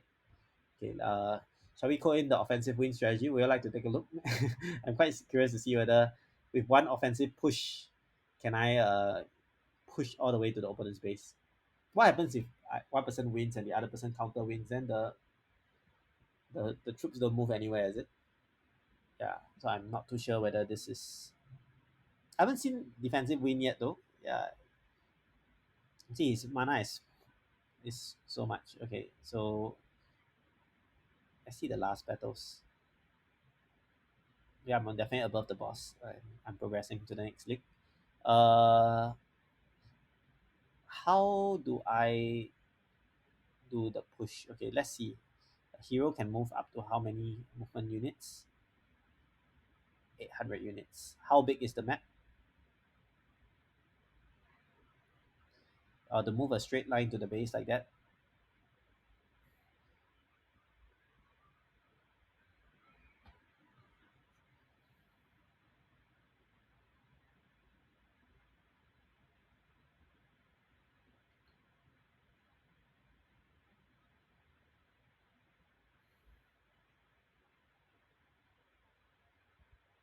Yeah, I wonder how many turns. The game ends at 220 turns, right?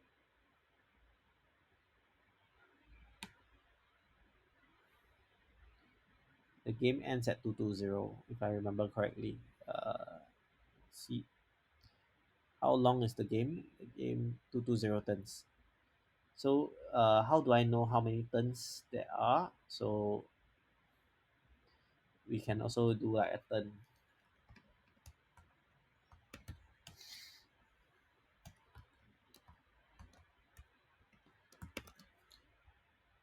And so we can just set heuristic, like a certain turn.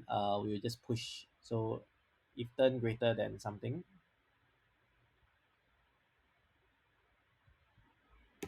Oh, but if I were to do a push, my hero cannot move, right? So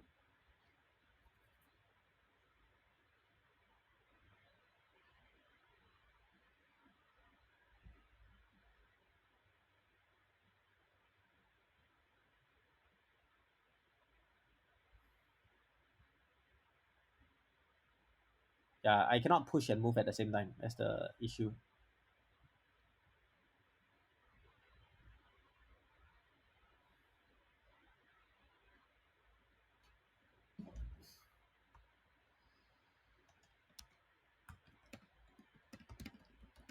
So if given the board is, okay, let's calculate the distance of the board. So the distance of the board is 17630 and 9000.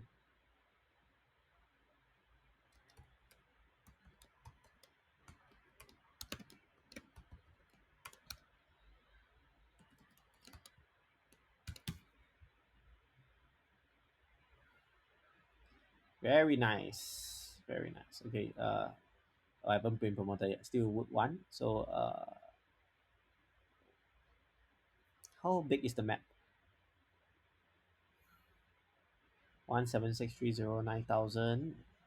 And then if I divide by 800, which is the hero movement, it will take 24 turns for the hero to get to the base. So it means I have to start pushing around here. Maybe at 150. When turns at 150, I start pushing already.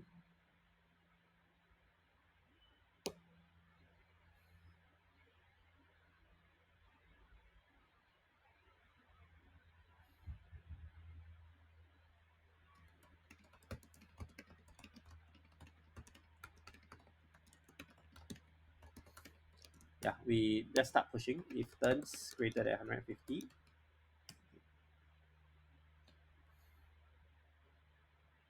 Okay, so actually I still need to defend. So maybe over here we can have num hero defense here.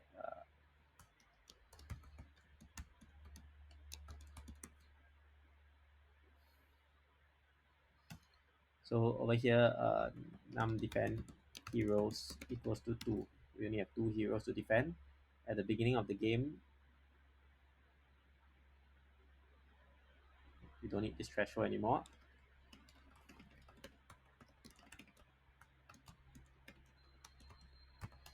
Num heroes defend.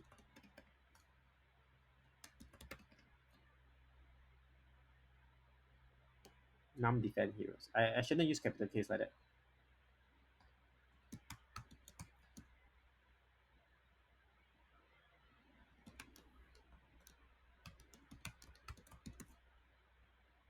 Stick to one case. So if I use underscore, then I'll use underscore for this. Okay. Num defense heroes.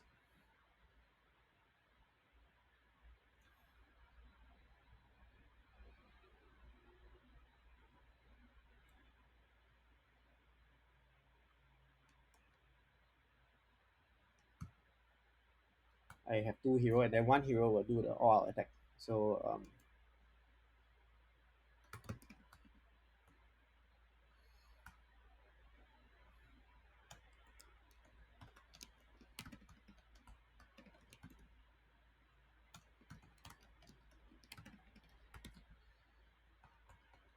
okay, so the person to apply win will still be the same. Okay, but the all out attack person will move first. So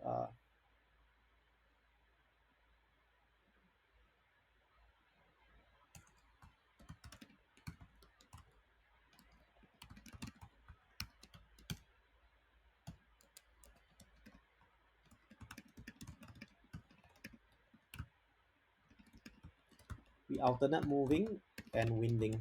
So 24.75, that's about 25.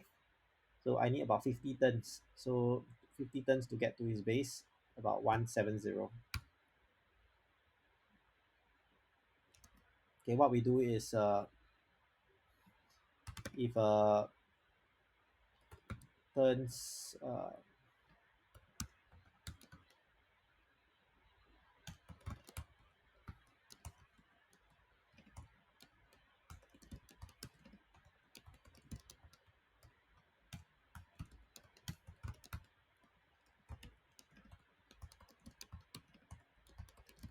so I send 1 hero to do an all out attack to the opponent's base.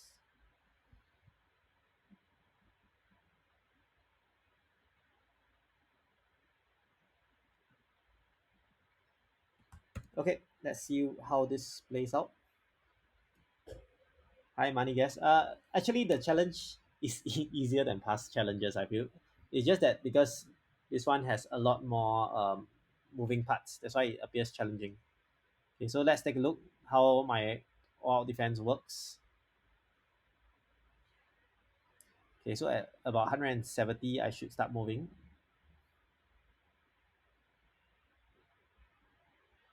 Bad command.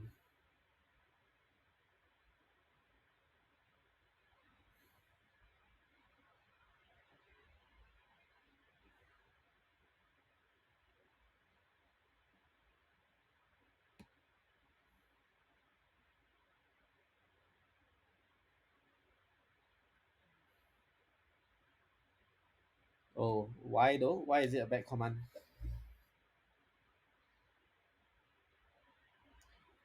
Why is my win a bad command? Like move here. Oh, because I put a spell. Uh,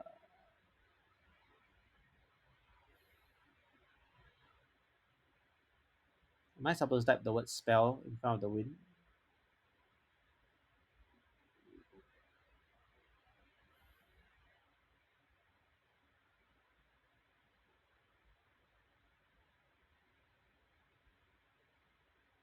I need to type spell win, is it? Yeah. So actually this one,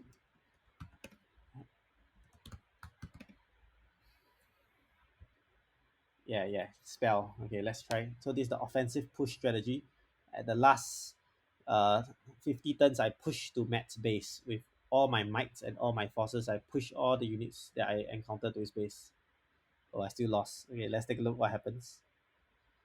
So I should have one unit at 170 turns. I should have one unit that just goes to his base, and the other will continue.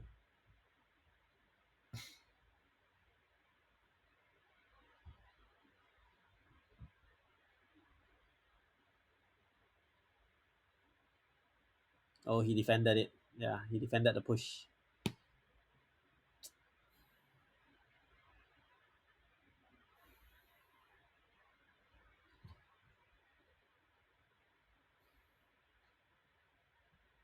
Yeah.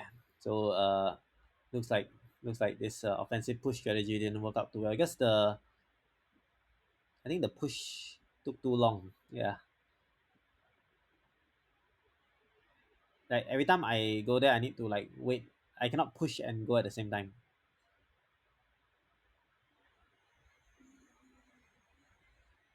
And he defended it well. He defended the push away from his base well. Yeah.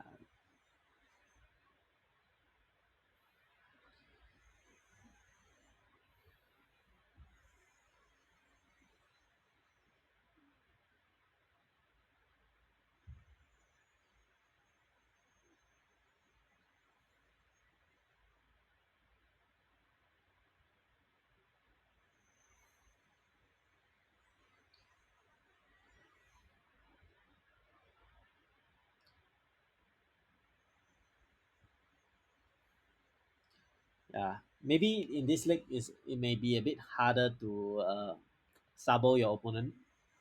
Maybe in the next league it'll be easier. Yeah, I think this all-out attack strategy didn't quite work out, but it's fine. It's fine. What we need to do is we just need to gather more wild mana than the other person. So turns out that pushing the enemies into the opponent's land didn't turn out to be quite a good strategy after all.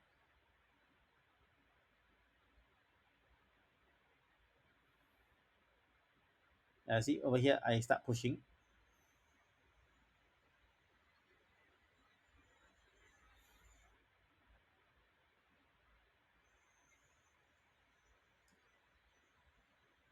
Yeah, it's a bit too slow. By the time I push to the base, it's actually very easy to counter the push. The offensive push is easy to counter. So perhaps the best strategy here is just to, for especially for this wood one league, maybe the best strategy is just to uh, collect wild mana.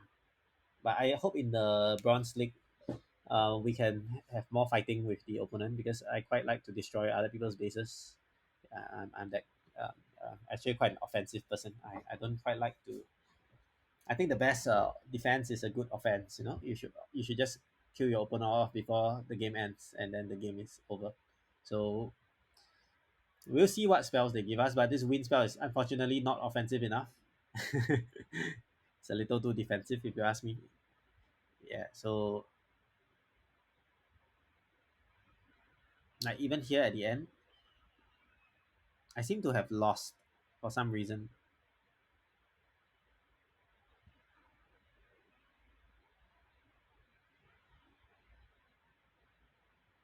Did I lose a life or something? What happened here?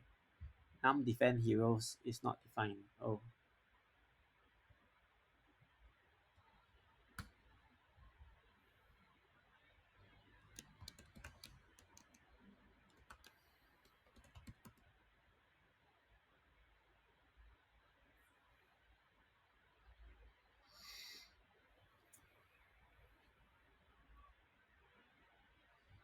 yeah. Let's see whether this works out. Okay, just checking now. 90% battles in progress, and I think I should be able to graduate to the next league or promote to the next league. I think should be okay. 23, yeah, the boss is 20. Yeah, so I haven't even implemented win yet, and this is good enough already. Okay, so this should be good. And then I think I think Silver League is not out yet, right? So I'll just wait until Silver League is out before I stream again. Yeah, because I do like to have a benchmark to head towards.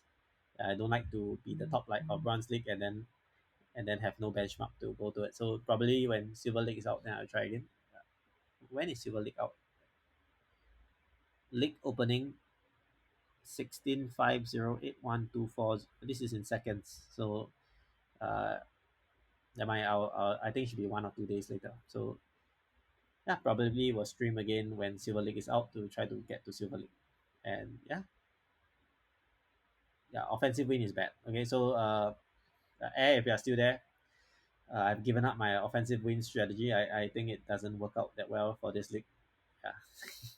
It just takes too long to walk to the opponent's base. I mean, if you could have a spell that can like do a cannonball that pushes all the opponents in one line into the opponent's base, then I think that's a viable offensive strategy.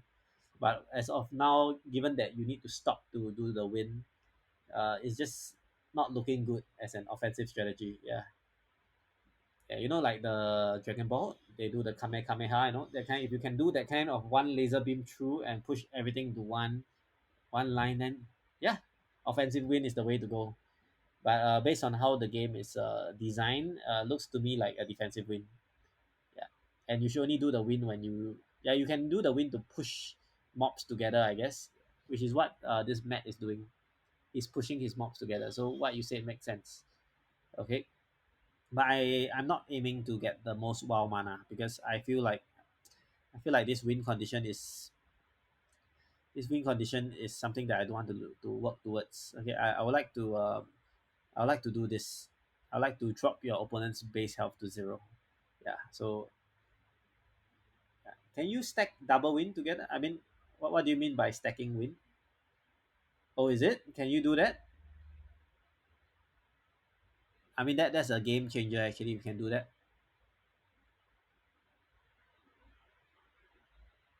I don't think it's possible for this league, right?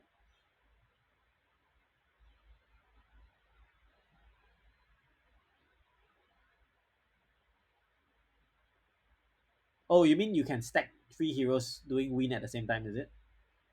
Okay. You know what? We can try that in all out attack. Okay, we can all out attack with all three heroes doing win at the same time.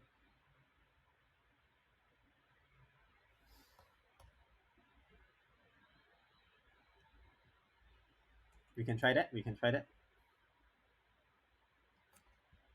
Okay, I mean if we can stack the win like that, we can move every 4 turns. We move. Okay, so this we will move one time and then we do the win, then will walk and then we do the win again. Okay, maybe we do it at turn 200. Okay, maybe yeah. Let's try all three heroes pushing at the same time. I don't know. It's kind of a crazy strategy, but you know, okay. I think I lost my base when I did that.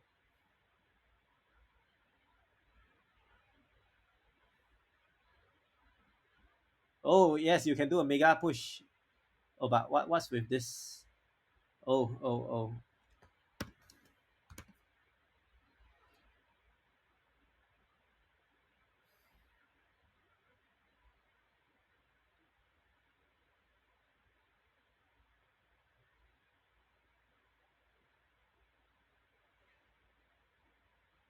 Oh, I managed to push one into his base.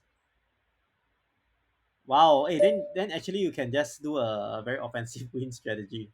You can stand outside the opponent's base and push it straight into his base. Okay, look here. This changes things. This changes things.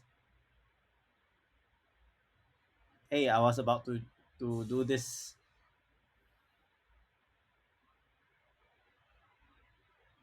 Yeah, possible. Yeah, no, I was thinking of a very cheese strategy where you send all three heroes straight to the opponent's base, and then you just you just push all three heroes at the same time, push straight into his base. That will be that will be quite fun actually. Yeah, because you see, I actually damage mat one life. But for doing that, because the base is a radius of 5,000, if you want to do a all three hero push out and then push the win into his base, you sacrifice defense. So you need to win the game before you die, because it's like sending all your, even the goalkeeper and all your players all straight to the opponent's goal, but you leave your goal open. So I think this strategy is actually going to lose out more often than not. I'm actually thinking that maybe it may not be a good idea to use all out attack. So let's just disable all out attack. Okay, let's play the code, and basically in this league probably there's better spells to use in Bronze League. I think you did not test your answer. Yeah, go ahead. Oh, did I just win the default AI? Yeah, I did. Why is that? Oh, he's also going all the way to the front. See this guy, this guy is just going to the front.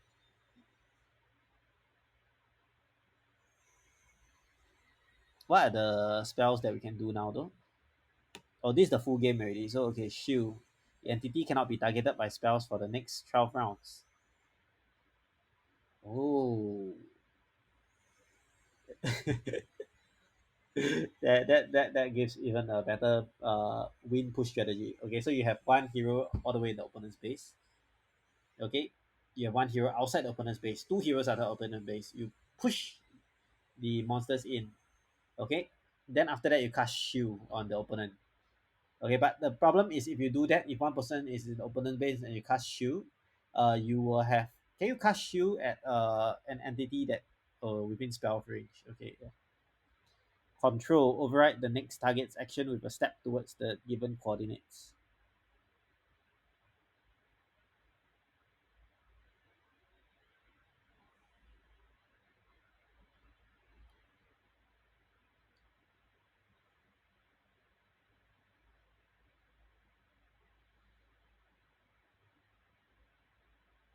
Okay, spells cast in the order of receive input.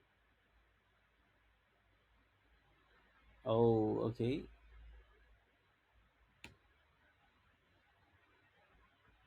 So who goes first? Entity is given by control. It will move to the average of the computed destinations. Entity is moved, but control can make the monster move faster.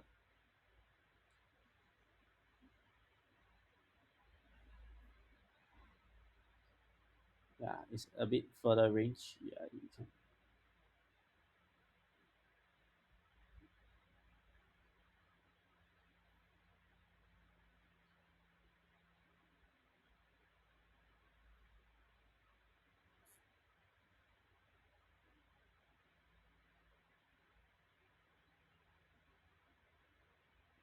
Okay, in the case of a tie, wild mana outside their base.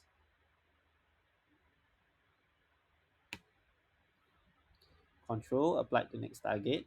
Okay, shield applied to targets and will be effective on the next turn after the next batch of commands. Does not protect from a spell from the same turn. So shield has a one turn delay. So you should do your win before the shield happens. So you can do a okay. I got a strategy right now based on these rules. One hero cast, two heroes cast Wind, push by 4400 into the base. One hero will cast Shield. So the two heroes that push the enemy's creature into the base, and the last hero does Shield, right? So it means that the enemy will be within like 1,000 meters from the base, and the monster cannot be pushed out by wind because of shield. So it's a double wind plus shield. Control is kind of a scam, okay? Because I think control is not important. When the within 5,000 radius, the enemy can already target the base. There's no need for control. Yeah, we can just push the enemy into the base. Yeah. So double wind push plus shield on the same turn, the enemy cannot retaliate. You will get 1 point in. Okay, if the creature is buff enough. Mm, yeah. I'm just thinking whether or not it could be possible to just win the game by pure defending and yeah, just pure defending. Because it does seem to be the case. You see, I just pure defend and I win the default AI. Shield is 12 turns is a little too long, I feel. Yeah.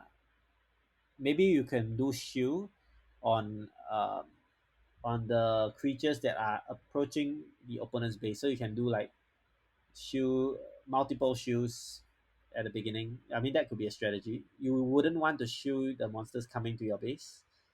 Yeah. Mm. Maybe in fact if you want to be even more aggressive, you can also make more creatures come to your base to get more wild mana. Yeah, so there could be two strategies here. One strategy is a wild mana farming strategy where you just keep taking monsters and you try to farm more mana from them. And another strategy can be you do a win and a shield to the monsters and you just hope that you win, you overwhelm them. Okay, let's just take a look at how people are faring against my bots.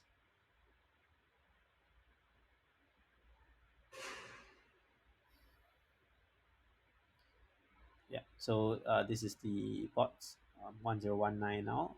Butcher, Butcher is the best one. So you know what? Let's take a look at Butcher's AI and see whether how it butchers me. I guess yeah.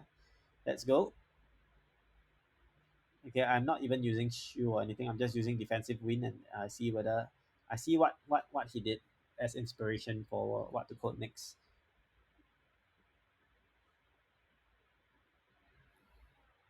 He has one hero here. He has one hero all the way here. Okay, so he does shield to the heroes entering your base. Okay,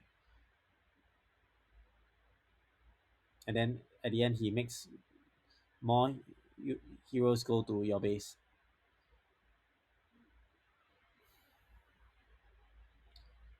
Okay,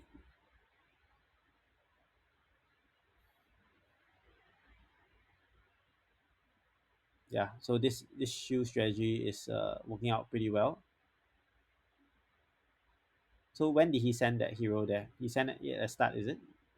No, he only sent towards the end.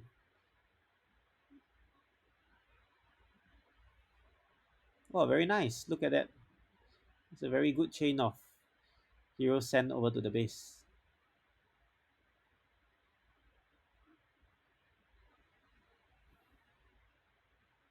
Look at that. Yeah, that's pretty nice. So he prioritized. He's a state machine. He prioritized controlling the units. So the control is actually quite a good spell actually, because control you can get the long term. So it's like sending a delayed missile to your opponent's base. You control and then basically the units will be turned against the opponent because the units will just keep moving straight. And he controls it at two areas, so he has two axes of attack. So you can see that one of them is going to the top axis and the other one is going to the bottom axis, and this hero here just does shield to the units to prevent wind from happening. That's a very interesting strategy. Yeah, so yeah, this is the kind of offensive strategy that I was thinking of. So yeah, it'll be interesting to see what people do to counter this kind of strategies. And yeah, we'll just I guess I see you all back again in 2 days time. yeah, I'll wait for Silver League to be out. Then I try to go towards Silver League. And yeah, enjoy. All the best for your push into Silver League or Gold League or even Legend. And I'll see you around. Okay, bye bye.